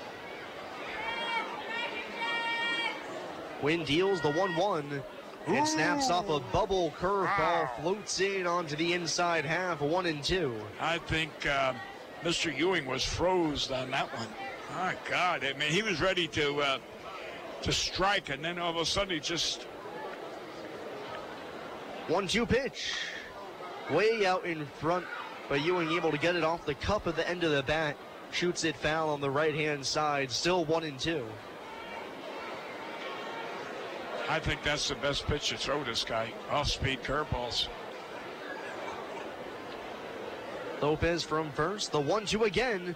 Swung on and missed. Wynn gets Ewing chasing the curveball for the final out of the inning. Wynn's 5th punch out of the game.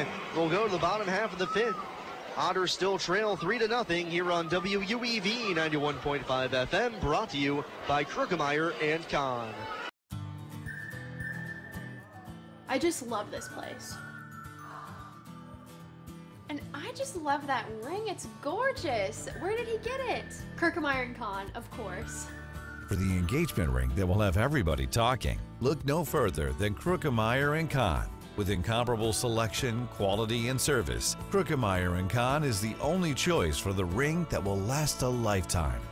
Krukemeyer & Kahn, your lifetime jewelers. So, everybody's talking about the ring. It's pretty great, huh? Pretty great. It's amazing. You gotta tell me, man. Where'd you get it? Krukemeyer and Kahn, of course. For the engagement ring that will have everybody talking, look no further than Krukemeyer & Kahn. With incomparable selection, quality, and service, Krukemeyer & Kahn is the only choice for the ring that will last a lifetime. Krukemeyer & Kahn, your lifetime jewelers. So let's see it. I absolutely love it. He did a fabulous job picking it out. I couldn't be happier. Well, I had a lot of help. I bet I know where it came from. Krukemeyer and Kahn, of course. For the engagement ring that will have everybody talking, look no further than Krukemeyer & Kahn. With incomparable selection, quality, and service, Krukemeyer & Kahn is the only choice for the ring that will last a lifetime. Krukemeyer & Kahn, your lifetime jewelers.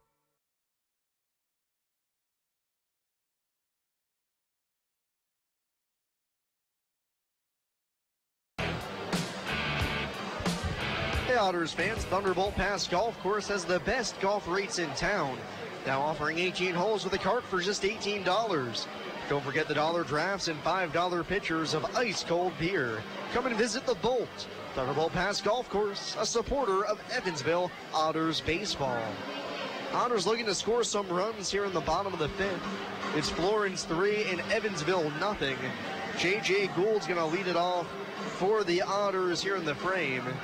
7, 8, and 9 in the order to go up against Steve Hagan, who's thrown 4 scoreless innings thus far, striking out 2, walking 1, and only allowing 1 hit to this point in the game. Gould, right-handed hitter. Hagan into the wind, his first pitch. Fastball in tight, nearly got him on the hands for ball 1. Yesterday, Gould started a rally in the 7th inning with a little flare over the head of the pitcher. The 1-0. Slider misses high and outside, 2-0. Something similar to that, a base hit, what have you, would be a nice start here in the 5th. Hunter Cullen on deck. The 2-0 pitch. Gould lines it just foul down the third base side. Would have been extra bases, but just a touch out in front for strike 1.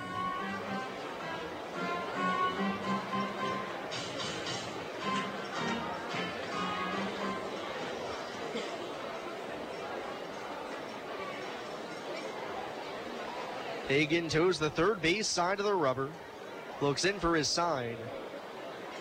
Shakes off his catcher once, now nods yes, and twirls the 2-1. Off of Gould's thumbs into shallow center field. Center fielder Price coming in, shielding his eyes from the sun. He's able to haul it in for the first out of the inning. Yeah, he threw me off at what he was doing, but you described that he was shading his eyes from the sun. You're right. Sun right now directly above our heads in the press box, looking down on the players in the field. Yeah. Outfielders, even if they have shades on right now, it's going to be a tough high sun to deal with, especially with blue skies right now, no clouds for a backdrop. And with 1 away, here's Hunter Cullen. First pitch from Hagan.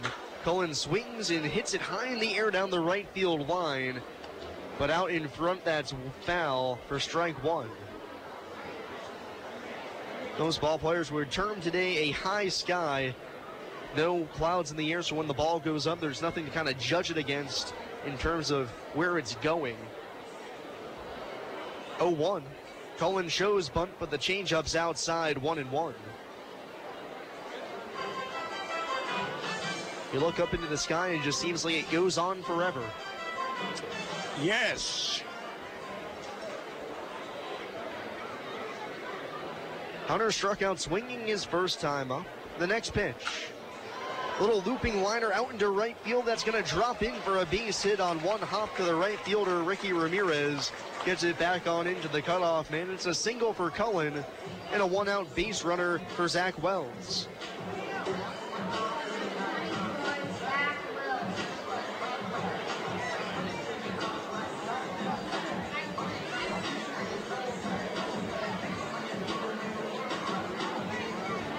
Wells walked his first time up. That was the first free pass Hagan had issued at that point. Now hitting here, and the Otters trailing 3-0, bottom of the 5th inning. I tell you, Hunter's got a good lead over there at first base. Hunter 7 for 9 in stolen bases. Here's the first pitch to Wells. Fastball down and away for ball 1. Andy just gave a few little signs, so that doesn't mean much, I'm assuming. 1-0 on Wells, right-handed batter. Hagan from the stretch, his pitch. Wells swings and misses on a pitch running down and in. And the count's even at 1.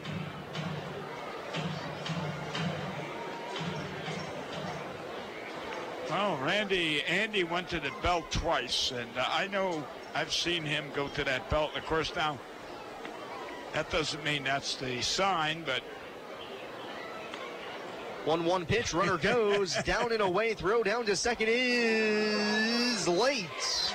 On one hop, the shortstop, our second baseman, Lopez, picked it at the bag. The throw on one hop, just a touch high on the little skip. Lopez can't get the tag down in time. Cullen swipes second, his 8th stolen base of the season.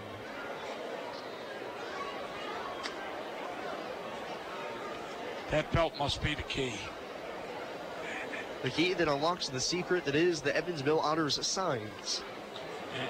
Well, we'll have to check that out in the future. We'll have to do a little subtraction from now on. 2-1 on Wells, a man in scoring position. The pitch. Tapped foul, third base side. And the count's now even on Zach, 2-2. Hunter now out at second. 1 out, bottom of the 5th. It's Florence 3, Evansville 0.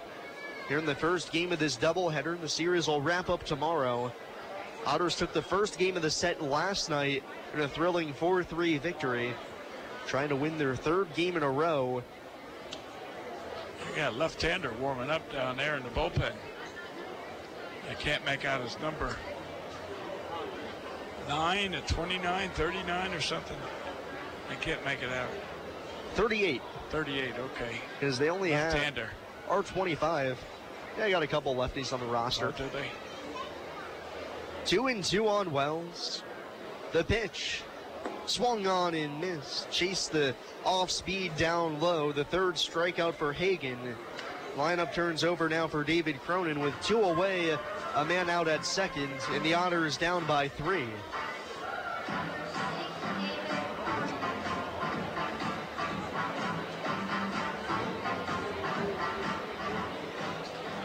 Oh, we're going to have a pitching coach going out there? Pitching coach coming out to the mound. He's going to call the whole infield in here to have a discussion on the mound. And the way he motioned at the second baseman and shortstop, I'm curious as to whether or not they're going to set up some type of pickoff play here to get Hagan out of the inning without having to face the lefty Cronin. Then that way they can go to the left-hander in the bullpen to start off the 6th. But the meeting adjourned by the home plate umpire, Jim Shaley, says, let's get on with it, boys. Cronin's the hitter. He's bounced out to second twice.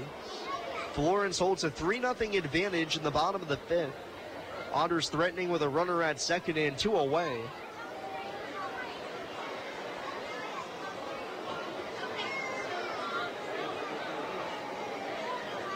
I don't know if you noticed that little tap the umpire gave the catcher, get down.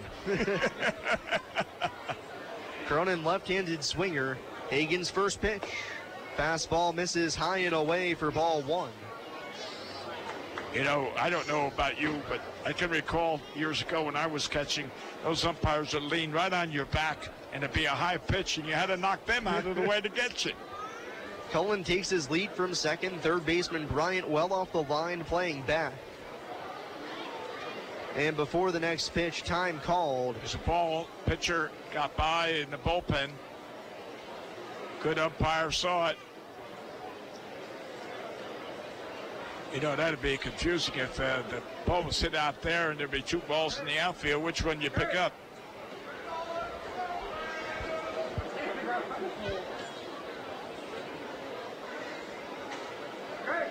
The pitch, called strike one. Change up outside corner. The count's even on Cronin. 1 ball, 1 strike. Bottom of the 5th inning. Florence 3, Evansville nothing. First game of a twin bill. Otters looking to get on the scoreboard. The last time they played a doubleheader earlier this week on Thursday. First game they got shut out as well. That was by the Southern Illinois Miners. 1-1 offering. Cronin swings and swats it foul on the left side. A ball and 2 strikes.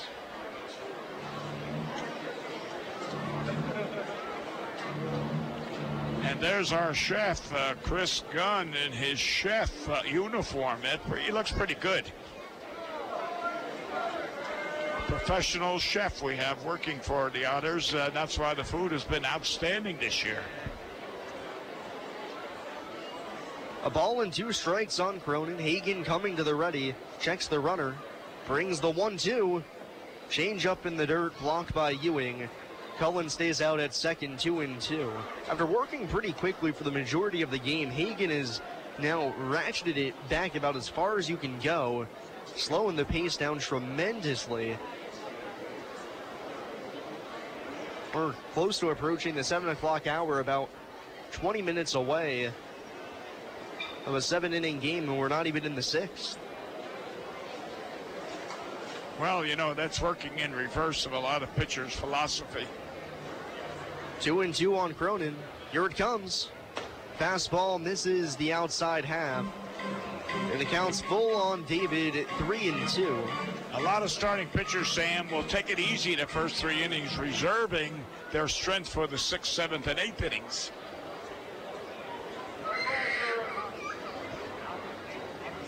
Otters down 3-0, bottom of the 5th. Cullen out at second, 2 outs. Against the Florence Freedom, currently in second in the division. Otters right now tied for 4th. Payoff pitch. Cronin lines it into center field. Center fielder Price coming on. He has to field it on a hop. His throw back into home plate on a hop is light. Going in with a slide. David Cronin motors into second. The Otters are on the board. It's a 3-1 game.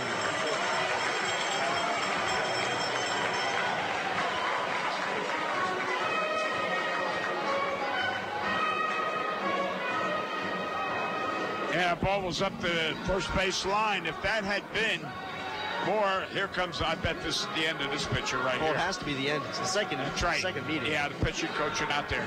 But if that ball had been up the third base line, it might have been a closer play. I was surprised at the kind of throw Price got off, because he had to field that ball in a short hop out in center, and then rocketed it home. We're going to get a pitching change here, so we'll take a break and be back with a new arm on the mound. It's Florence 3 and Evansville now 1 here on WUEV 91.5 FM, brought to you by Krugemeyer and Kahn. Why Old National Bank? Old National Bank began in 1834 with just 1 room and a passion for helping people prosper. Today, we are honored and grateful to be the financial partner for so many businesses, families, and individuals like you. From our commitment to safety and security to our promise of service that will exceed your expectations, we want to be your bank for life. Old National Bank, member FDIC. The local area Pepsi Bottling Group distributors would like to wish the Evansville Otters the best of luck in today's contest. Featuring Pepsi Company products for distribution to retailers and vendors in the tri-state, the Pepsi Bottling Group has 3 tri-state locations at 901 East Diamond Avenue in Evansville, 2605 West Main Street in Marion, Illinois, and at 3081 Kentronics Drive in Owensboro. More information on Pepsi products can be found online at PepsiCo.com. Pepsi, a proud supporter of the Evansville Otters.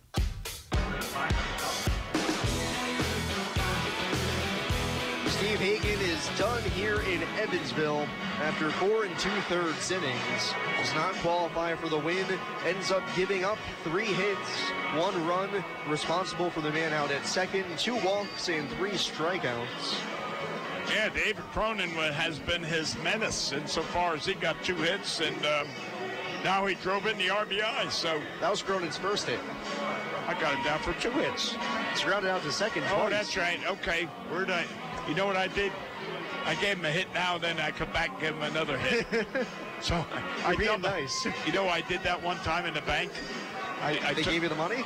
No, I took some money out and bought a CD. And then later, thinking I had the same money, I bought another CD. And the bank called me up and they said, "Hey, you're a little short." I said, "Not me." Then I realized I used the same money twice. Evan Corson's the new arm on for the Freedom. Corson, a southpaw lefty, 6'2", 225 pounds. Making his 9th appearance out of the pen, and his numbers are phenomenal. No record, but a 0 ERA, is not allowed a run in 9 1/3 innings, 14 strikeouts, just 2 walks, and 6 hits allowed. Coming on in to face Ryan Long, representing the tying run in the bottom of the 5th inning.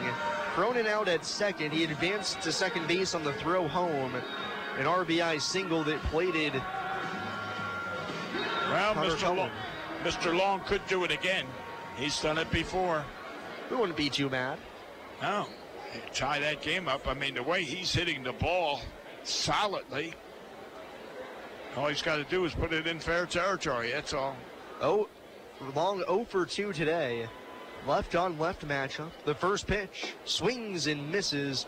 A little defensive cut on a fastball high for strike 1. Yeah. Again, ladies and gentlemen, this guy describes everything so perfectly. You do. You'd make a great, film director.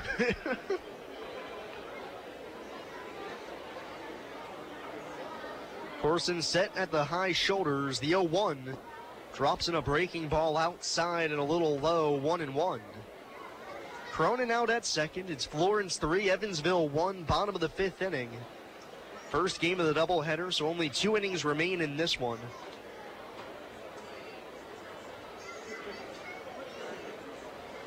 Now the mound covered in shadows, same with third base and most of shortstop, as well as the first base bag, but everything else beyond that in sunshine. Corson's 1-1.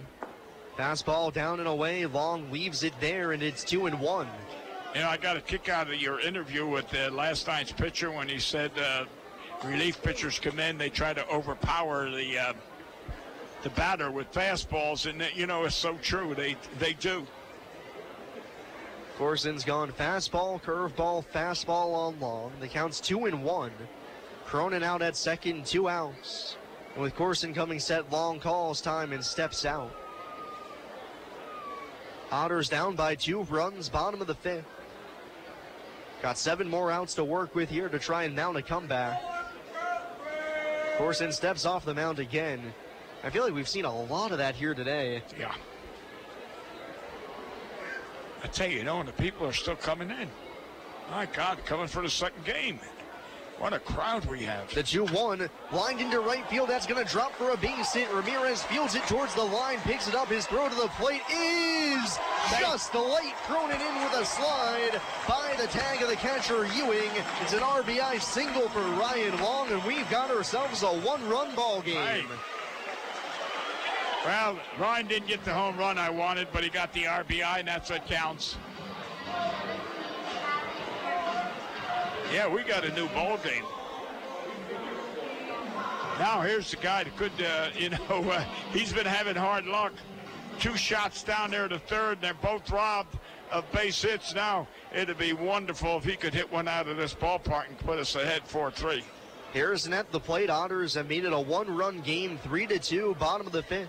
2 outs, long at first. Travis Harrison now the hitter. 0 for 2 today with 2 smashes to third. The first pitch, fastball high and away, 1-0. Both times the third baseman Bryant made sensational stops to Rob Harrison. Now batting here with 2 outs, represents the go-ahead run, the tying run at first. Bottom of the fifth of a 7-inning game. Corson set. The 1-0. Hit high in the air to left field, tracing the left fielder Burgess back. Now he hits the brakes, comes in a few steps, and makes the catch for the final out of the inning. Otters get 2 runs in the frame and will go to the 6th. It's Florence 3 and Evansville now 2 here on WUEV 91.5 FM, brought to you by Krukemeyer and Kahn. Since night. I just love this place. And I just love that ring. It's gorgeous. Where did he get it? Krukemeyer and Kahn, of course. For the engagement ring that will have everybody talking, look no further than Krukemeyer & Kahn. With incomparable selection, quality, and service, Krukemeyer & Kahn is the only choice for the ring that will last a lifetime. Krukemeyer & Kahn, your lifetime jewelers. So, everybody's talking about the ring. It's pretty great, huh? Pretty great. It's amazing. You gotta tell me, man. Where'd you get it? Krukemeyer & Kahn, of course. For the engagement ring that will have everybody talking, look no further than Krukemeyer & Kahn. With incomparable selection, quality, and service, Krukemeyer & Kahn is the only choice for the ring that will last a lifetime. Krukemeyer & Kahn, your lifetime jewelers. So let's see it. I absolutely love it. He did a fabulous job picking it out. I couldn't be happier. Well, I had a lot of help. I bet I know where it came from. Krukemeyer and Kahn, of course. For the engagement ring that will have everybody talking, look no further than Krukemeyer & Kahn. With incomparable selection, quality, and service, Krukemeyer & Kahn is the only choice for the ring that will last a lifetime. Krukemeyer & Kahn, your lifetime jewelers.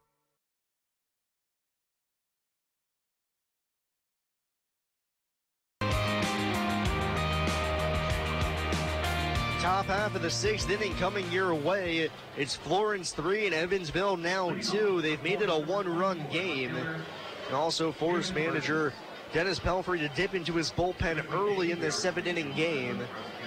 Randy Wynn goes back to work for the Otters. Kayvon Burgess will lead it off for the Freedom. Right on right matchup. Wynn rocks and deals the first pitch. Nice slider, curveball on the inside corner, 0-1. Randy, 5 strikeouts in the game, no walks. Burgess at the plate, 1 for 2. Strikeout victim also bunted for a base hit his last time up. The 0-1. Cued off the end of the bat in foul territory, right at home plate. Whiting tried to grab it in fair territory, but ended up touching it just behind the plate for strike 2.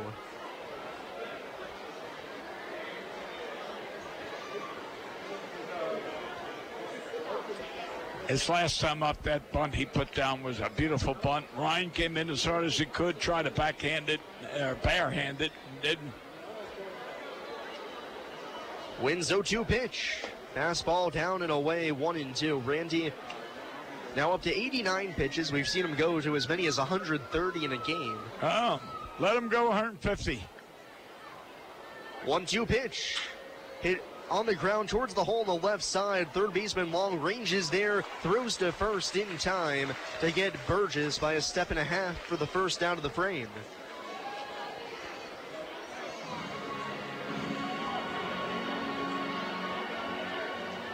Number 21, designated hitter, Jordan Brower.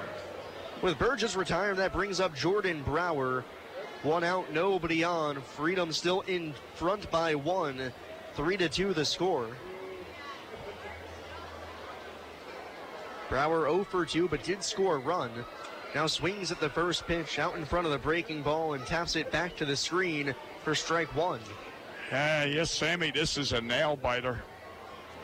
This is one heck of a game. Last night was one game. Tonight's another game. I mean, This is what you call playoff baseball. This is baseball. 0-1. Curveball just down and away. Wynn can't garner the strike call from Shaley behind the plate, and the count's even at 1 on Brower. I think that's why all the fans that were here last night came back tonight. I mean, they were thrilled. 1-1. Flared in the air down the left field line. Wells ranging over there, and the left fielder puts it away, just crossing into foul territory. Makes the snag for the second out of the inning.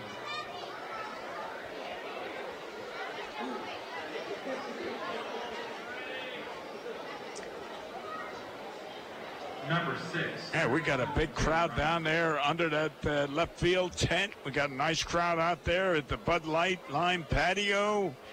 And we got a nice crowd down at the...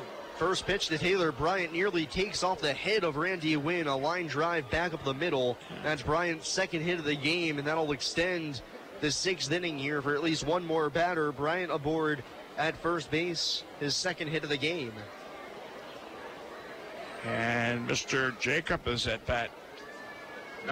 Jacob Work now the hitter, top half of the 6th. The Otters have made things interesting. It's 3-2 the score. Work, left-handed batter, 0 for 2. Flew out to the warning track and right his last time up. Open stance, the first pitch. Big hack, but he fouls it straight back for strike 1. McKendry is here, the head coach of the Purple Aces women's soccer program. Coach McKendry, glad you're with us. Work has bounced out to the mound as well. Big lefty, good power, open stance. Wynn deals the pitch way out in front. Work corkscrews himself into the ground. Probably could have swung twice if he really wanted to. He was so out in front. It's 0-2. Good description. Always wanted to see somebody try that. 0-2 pitch, swung on and missed. Wynn doubles up on the breaking ball. Gets Work swinging. That's his 6th K of the day. It will go to the bottom half of the 6th. It's Florence 3 and Evansville 2 here on WUEV 91.5 FM, brought to you by Krookemeyer and Kahn.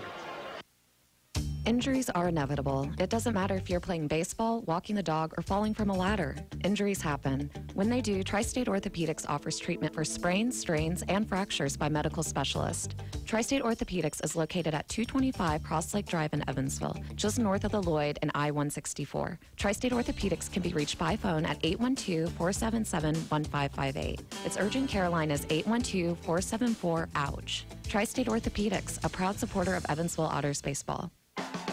The 4th Annual Blues on the Rock Music Festival will take place on Sunday, September the 2nd at the Rockport City Park in Rockport, Indiana. There'll be regional and national blues acts, food vendors, an over 21 beer garden, and with children's activities, there'll be fun for the whole family. Sponsored by the Association for a Better Rockport and the River Basin Blues Society, advance tickets are on sale 812-686-0012. For more information, visit evansvilleblues.com.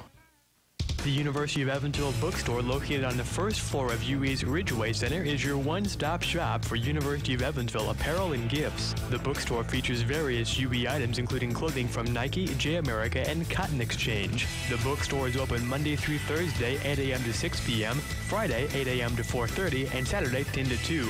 Parking is available on Walnut Street and in UE's H-Lot. The UE bookstore can also be found on the web at evansville.bkstr.com. The University of Evansville bookstore.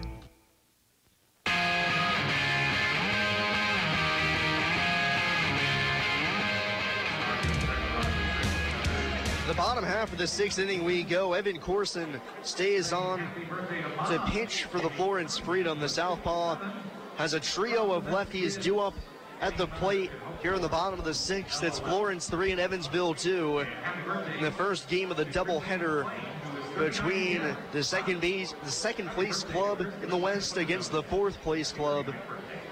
Otters trying to win their 2nd straight against their Freedom and their 3rd overall. And Jeff Gardner is going to lead off the 6th inning for him. He's yet to be retired today, a single and a walk. But a tough matchup here with Corson, the lefty, out on the mound.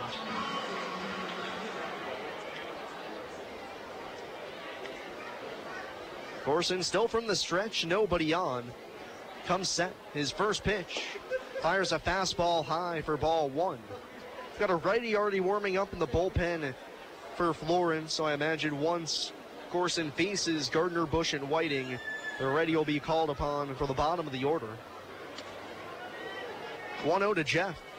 Fastball in the dirt, and it's 2-0. Corson has not looked exactly sharp since entering the game to face David Cronin. I know you gave him quite a build-up when he first come on. I thought he was Superman or something, and he hasn't produced according to your predictions.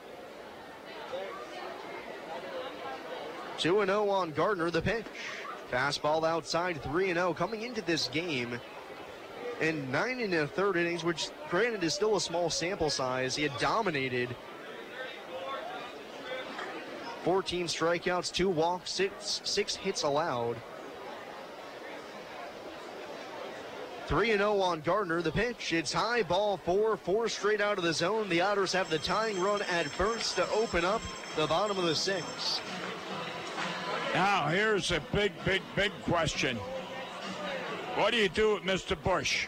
Do you have Gardner run? Okay, so you're going to have a hit-and-run situation then. Straight steal. Well, Jeff's got good base running numbers on the season. 8 steals, 4 caught stealings. Well, I'll agree with you. But although it's extremely risky. Yes, that's why I'd have a hit-and-run, because you stand a chance of, even if he swings, a distraction for the catcher. Left on left matchup again. Gardner from first, the first pitch. Slider finds the outside corner at the belt, 0-1.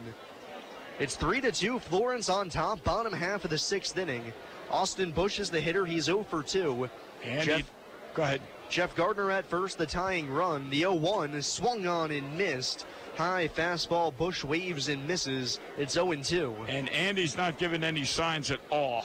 So unless Jeff can run on his own, he's not getting anything from Andy. Bush down in the count, 0-2. Gardner the lead. Chance out curveball. Lined into right field. That's a base hit. Gardner speeding to second. He'll hold up there. Austin Bush does a great job going down low and picking off a curveball, swatting it into right field for a base knock. And there's 2 on with nobody out for Brant Whiting.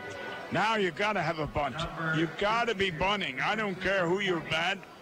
With J.J. Gould on deck, though, the thought is J.J. does strike out quite a bit. I know he does.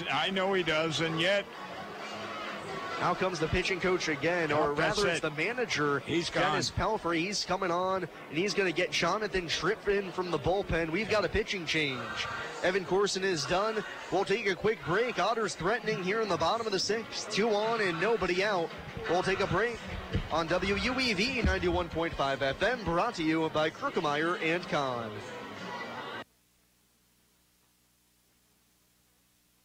The University of Evansville's Department of Creative Writing is one of the few schools in the country to offer a Bachelor of Fine Arts in Creative Writing. Award-winning and widely published faculty teach in genre fiction, humor writing, digital media, screenwriting, creative nonfiction, and contemporary poetry. Students edit nationally and internationally recognized publications such as the Evansville Review and Measure. This hands-on experience with professional writers, editors, and publishers prepares students for graduate school or careers as editors and publishers. Visit creativewriting.evansville.edu for more information.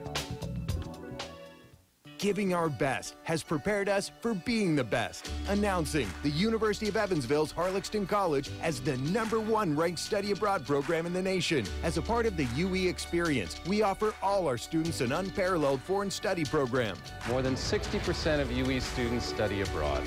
Our students from all majors live, learn, and travel the world and still graduate in 4 years. The University of Evansville's Harlaxton College, the #1 study abroad program in America.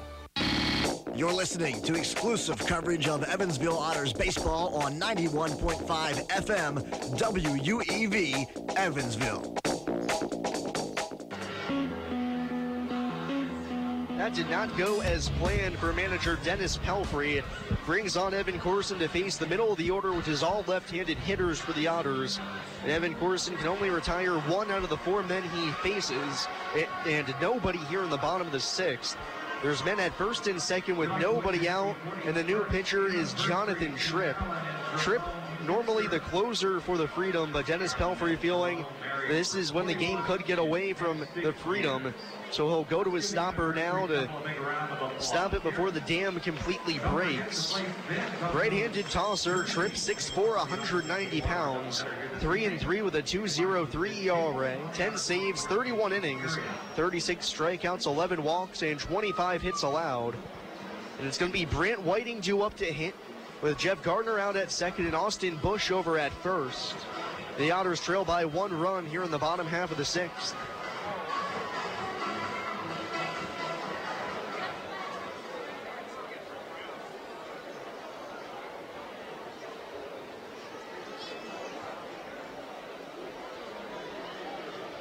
Brent into the box, corners playing in for the bunt. The first pitch to Whiting does not show bunt and laces it foul on the right side for strike 1.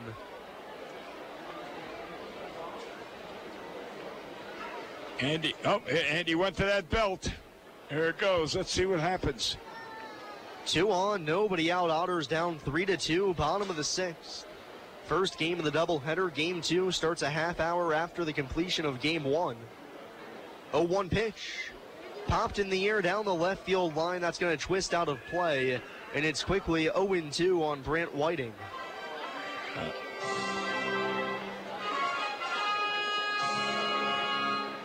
All right, there he goes again with that belt. Probably nothing. It's just that you don't want to be bunting with 2 strikes. Corners shift back now with 2 strikes on Brant, who's 0 for 2 tonight. Mired in a 2 for 16 slump. The 0-2 pitch. Fastball outside, 1-2. Florence put up 2 in the first, 1 in the fourth. The Otters have countered with 2 in the 5th, and threatening for a tie game or the lead here in the bottom of the 6th. 3-2 with 2 on and nobody out. The 1-2 pitch. Popped up, foul ground, third base side. Third baseman Bryant going after it. He goes into a slide and makes the catch over his head. What a play from Taylor Bryant. Ranging into the third base foul area, goes into a feet first slide, reaches back and picks the ball out of the air. We saw him make that same play yesterday in the late going of that ball game, and he does it again today. I'm going to say that's the second time we've seen him exhibit exceptional backhand catching. If that's what you say it is. He did that to Jeff Gardner yesterday, now does it to Brant Whiting here. Runners stay at first and second. 1 away now for J.J. Gould. He's 0 for 2. Right-handed batter, Tripp set on the mound. His first pitch. Fastball outside corner at the knees, 0-1. You know, as a catcher, this was the time, Sam, I used to dread to see a guy like J.J. come. Not a good hitter, but in a situation, they're always dangerous. They always seem to produce. Tripp set, his 0-1. Fastball called, strike 2. Gould checked his swing, but the pitch was in the zone, outer half, knee high. And just like that, Tripp ahead on Gould, 0-2 with the second straight batter. Gardner at second, Bush at first. 3-2, Evansville trails, bottom of the 6th. 0-2 pitch. Late on a fastball, shoots it just into the netting above the Otters dugout. Count stays 0-2.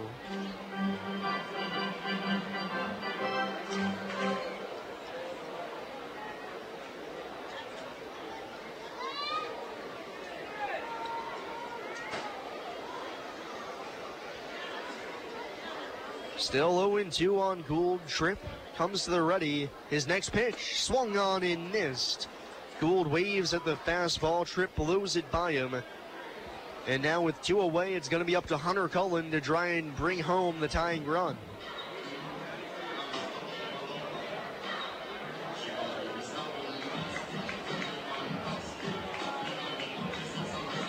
Number 43, the center fielder, Hunter Cullen.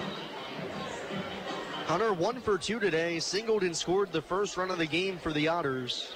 Stole a base as well. It's got Bush at first, Gardner out at second, 2 away. Otters down by 1 in the bottom of the 6th. Jonathan Tripp, the closer for the Freedom, trying to come in here and put out a fire. Right on left matchup, the first pitch. Cut on and missed. Cullen can't catch the heater for strike one. What was the shortstop running for? Did you see him? I did not. Yeah, he was, the pitcher threw the ball while he was still on second base, so he was running as the ball was being pitched. He was running back in to get in position. Must have been trying to keep Gardner close at second. He was, but the 0-1 fastball misses. Can't hit the outside corner, 1-1. That's the point I'm making, Sam, that he's so concentrating on, the pitcher is so concentrating on the batter that the shortstop was on second for a possible out pickup, and then the pitcher threw the ball while shortstop was still on second base. 1-1 pitch. Cullen waves and misses a fastball outside, and it's 1-2 on the Otters center fielder. Left-handed hitter with Gardner out at second, Bush at first. Gardner the tying run, Bush the go-ahead run. 2 outs, bottom of the 6th. 3-2, Evansville trails. Tripp leans in for the sign. Gets the one he wants and comes set. Serves up the 1-2 pitch. Fastball rides high and away, and the count's even on Cullen.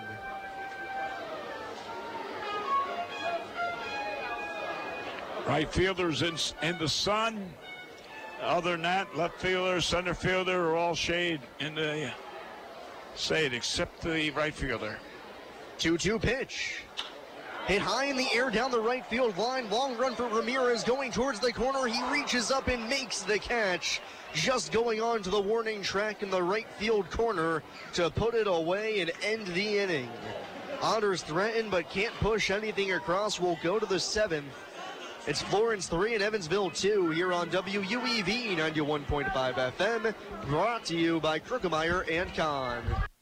I'm Billy Bolin, and I want to share some exciting news with you about Mickey's Kingdom. Back in 2004, our community came together to build Kids Kingdom, and I'm proud to say our community is coming together again. This September, we're going to build a larger, better, and more accessible playground for people of all abilities, including a swing and merry-go-round that accommodate wheelchairs. The original playground was 12,000 square feet. Mickey's Kingdom will be 20,000 square feet, have a poured-in-place rubber surface, and will climb higher in the air. If you would like to learn how you can help, please visit our website at mickeyskingdom.downtownevansville.com. The Pizza Brick Road always goes to Tyroni's. I'm in the mood for pizza and I'm ready to go. The Pizza Brick Road goes to Tyroni's. So follow me down the Pizza Brick Road. Road down to Tyroni's. The Pizza Brick Road. The Pizza Brick Road always goes to Tyroni's. A Case of the Blues is your home for blues music in the tri-state, featuring music from local artists like Honey Roy, Dale Niehaus and Bad Mojo, the Bosco France Band, and the Beat Daddies, as well as legends of the blues like B.B. King, Buddy Guy, and Muddy Waters. A Case of the Blues is on every Saturday from 11 a.m. to 6 p.m., only on your place for blues in the tri-state, 91.5 FM WUEV Evansville, a University of Evansville radio station.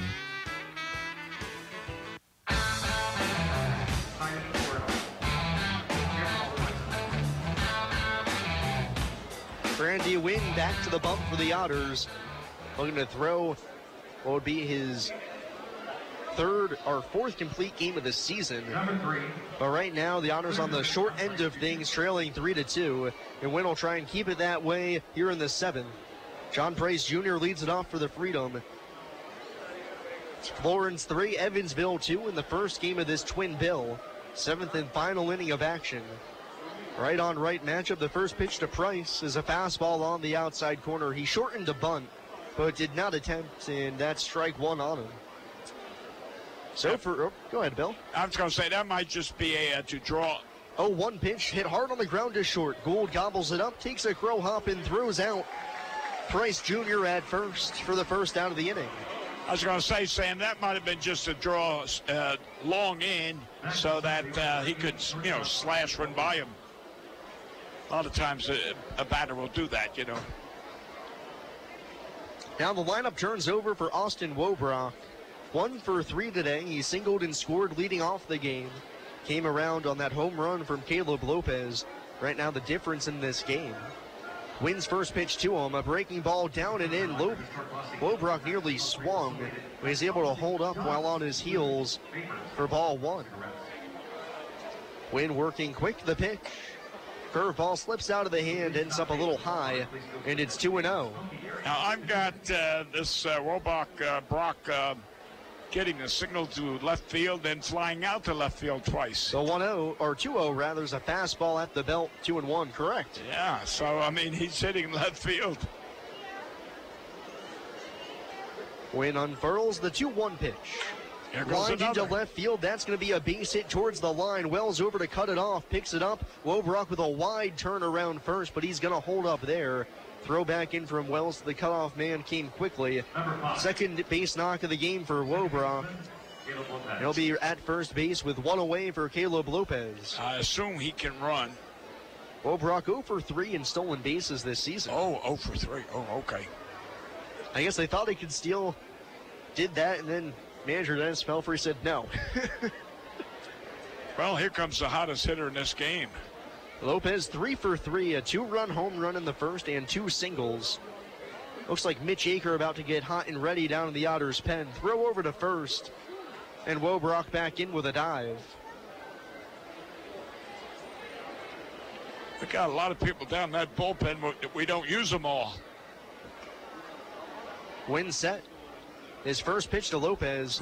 Tight breaking ball on the outside corner, 0-1. Randy has just eclipsed the 100 mark here in this ball game. Now 101 pitches this afternoon through 6 1/3. Well, the third base coach and manager just gave a lot of signs. The first base coach went out to talk to him.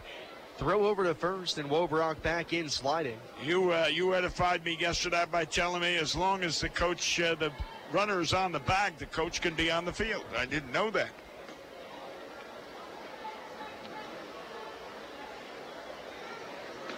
Wynn holding on the mound. Now the 0-1. Fires a curveball outside. Whiting with a fake snap throw back to first. Scares Wobrock back to the bag. And the count's even at 1.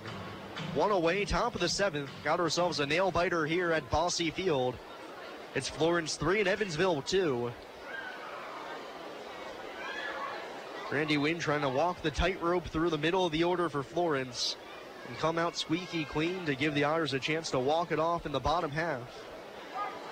His next pitch is a fastball outside corner, called strike 2. Lopez with a little half swing. No attempt, though. Either way, the count's 1 and 2. Well, I think he wanted to pull the string, and then all of a sudden he held up.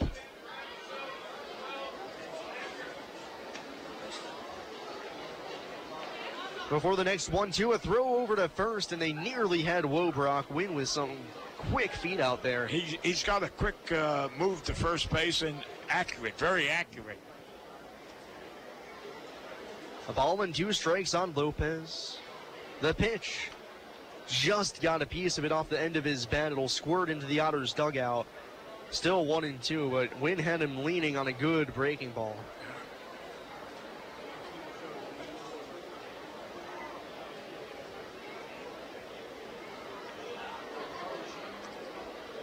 Wynn from the high set. Is 1-2 again. Curveball inside. Lopez spins out of the way.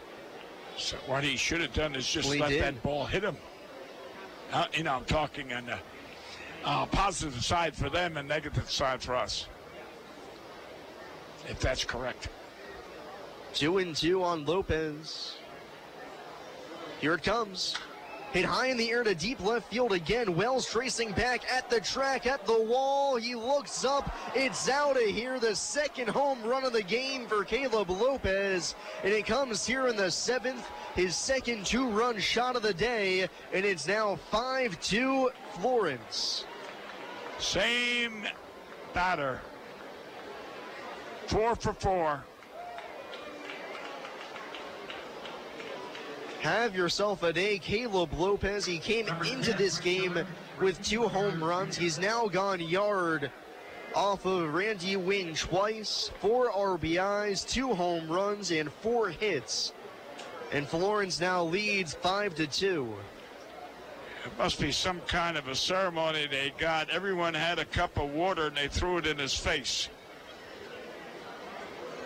Now Ricky Ramirez Jr., the hitter, Swings at the first pitch, rolls it softly on the ground to Bush behind the first base bag. He fields it, takes it there himself for the second out of the inning.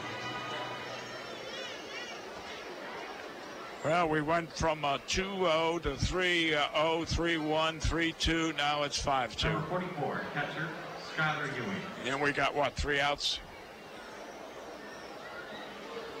Now it's the cleanup man, Skylar Ewing. Wynn has held him in check. If you had told me a Freedom player is going to hit 2 home runs in this game, knocking 4, I'd tell you Skylar Ewing all the way. Nope, it's Caleb Lopez, while Ewing has struggled. Launches the first pitch curveball on the outside corner, 0-1. Ewing struck out twice, also flown out to center. Right on right matchup. Here's the pitch. Curveball misses inside, and the count's even at 1. Nobody warming up in the Florence bullpen, so that means Jonathan Tripp's going to come back out to try and close out this game in the bottom of the 7th. The pitch, Ewing swings and misses. Took a hack of the pitch down and away, 1-2. I tell you, this guy can look so good and yet look so bad on certain pitches. I think he's a weak hit, breaking ball. 1-2, curveball down in the dirt. Ewing lays off 2-2. Breaking balls, that's I think he's weak on.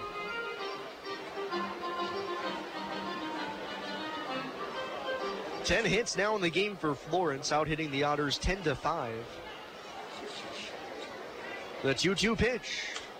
Popped in the air to center field. Cullen started back down. The center fielder saunters over towards the right center gap and puts it away for the final out of the inning. But Caleb Lopez strikes again. He puts the Freedom up by 3. We'll go to the bottom of the 7th. Otters need 3 to tie or 4 to win it. Here on WUEV 91.5 FM, brought to you by Krukemeyer and Kahn. I just love this place.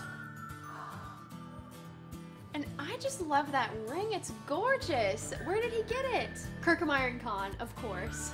For the engagement ring that will have everybody talking, look no further than Krukemeyer & Kahn. With incomparable selection, quality, and service, Krukemeyer & Kahn is the only choice for the ring that will last a lifetime. Krukemeyer & Kahn, your lifetime jewelers. So, everybody's talking about the ring. It's pretty great, huh? Pretty great. It's amazing. You gotta tell me, man. Where'd you get it? Krukemeyer & Kahn, of course. For the engagement ring that will have everybody talking, look no further than Krukemeyer & Kahn. With incomparable selection, quality, and service, Krukemeyer & Kahn is the only choice for the ring that will last a lifetime. Krukemeyer & Kahn, your lifetime jewelers. So let's see it. I absolutely love it. He did a fabulous job picking it out. I couldn't be happier. Well, I had a lot of help. I bet I know where it came from. Krukemeyer and Kahn, of course. For the engagement ring that will have everybody talking, look no further than Krukemeyer & Kahn. With incomparable selection, quality, and service, Krukemeyer & Kahn is the only choice for the ring that will last a lifetime. Krukemeyer & Kahn, your lifetime jewelers.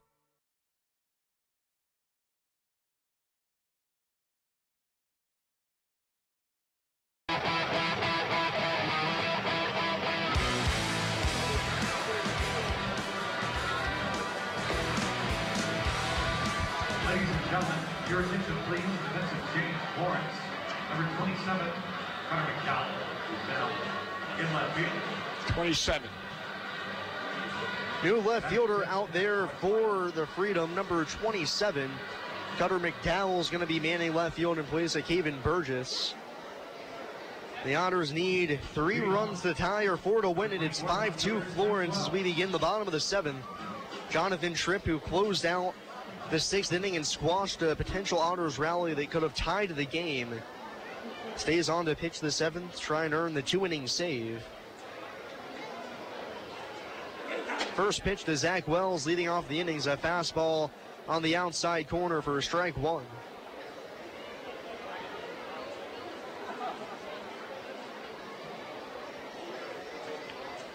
Well, the sun has gone down. The 0-1, fastball inside 1-1. Wells 0 for 1 today.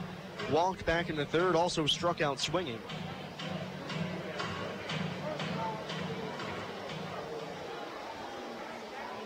1-1 pitch. Wells fouls it straight back to the net. 1-2. 9-1-2 in the Otters order here in the bottom of the 7th, trailing 5-2. Jonathan Tripp, the Florence Freedom's closer, out on the mound. His 1-2 offering, fouled straight back again by Wells. He stays alive. Florence looking to right the ship after losing yesterday in a 1-run contest. The Otters here trying to advance their win streak to 3 and continue to gain ground in the standings. 1-2 again. Fastball high. Wells tries to check his swing. No appeal down to first, which absolutely shocks me. That was a tight one for Wells. I would say we got a break. And it's 2-2. Zach chokes up on the bat. The break-even pitch. Slider down and away. Wells thought about it, but lays off. And it's 3-2. Bottom of the 7th inning. Wells leading it off. Otters down by 3 runs, 5-2. The first game of this doubleheader. Tripp's payoff pitch. Fastball high. That one goes into the Otters dugout and somehow doesn't hit anybody. Count stays full. Yeah, I thought it hit, who was that, 32? Brent Whiting. Yeah, I thought it hit him, but I guess not. Still 3-2 on Wells after the check swing foul ball. Payoff again. Fastball down and away, ball 4. Zach Wells draws the leadoff walk. And maybe this is the start of something for the Otters with the top of the order now coming up.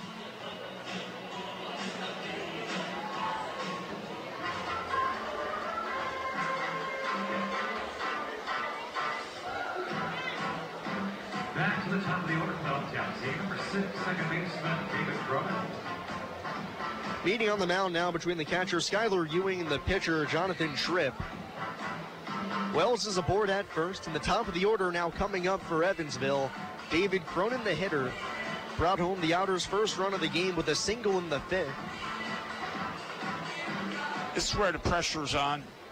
I would say, as a catcher, I go out and I say, don't worry about the guy in first, just concentrate on the batter. You got a 3-run lead. First pitch to Cronin. Looks at a fastball outside half, bell tie for strike 1. You know, even if the runner on first was to steal second and a score, you're still winning. Don't worry about him. Cronin, left-handed batter, open stance. Tripp, the tall righty set. His next pitch. Fastball down and in, shuffles the feet of Cronin out of the way. And the count's even at 1.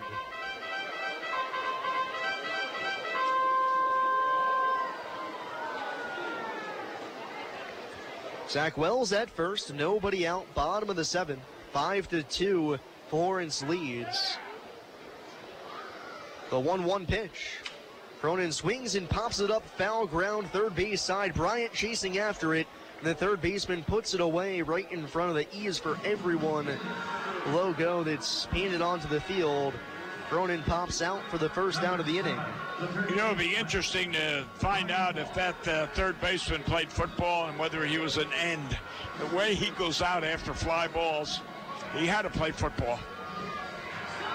He's got that keen sense of knowing where the ball is, how far to go, how to turn. Now with 1 away, Ryan Long, the hitter. Wells still aboard at first. 5-2 Otters trail. First pitch, fastball high and wide, and it's 1-0. Evansville has walked off here at Bosse Field twice. It happened in the span of 24 hours between each other. A walk-off win in a doubleheader game against Gateway. Then the next day, a second walk-off. The 1-0, fastball called, strike 1, outside corner. 1-1 on Ryan, who's 1 for 3, an RBI single his last time up. Got the big RBI. The pitch. Long swings and pops it back out of play. Now down in the count, 1-2. Construction. Choose the best. Turn around and never regret it. Well, the crowd is kind of silent insofar as a game as tight as it is. 5-2 our score. Tripp comes set. He delivers the pitch. Long with the cut, pops it up third base side. Bryan will give it a look, but that's back out of play. Count stays 1-2.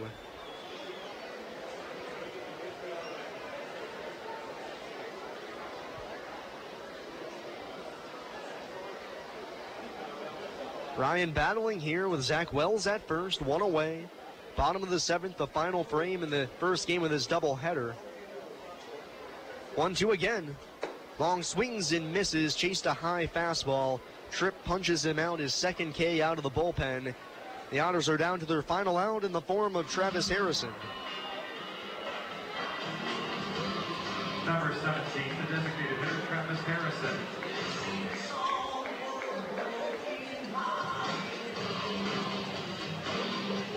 Two men gone, Evansville down 5-2, bottom half of the seventh.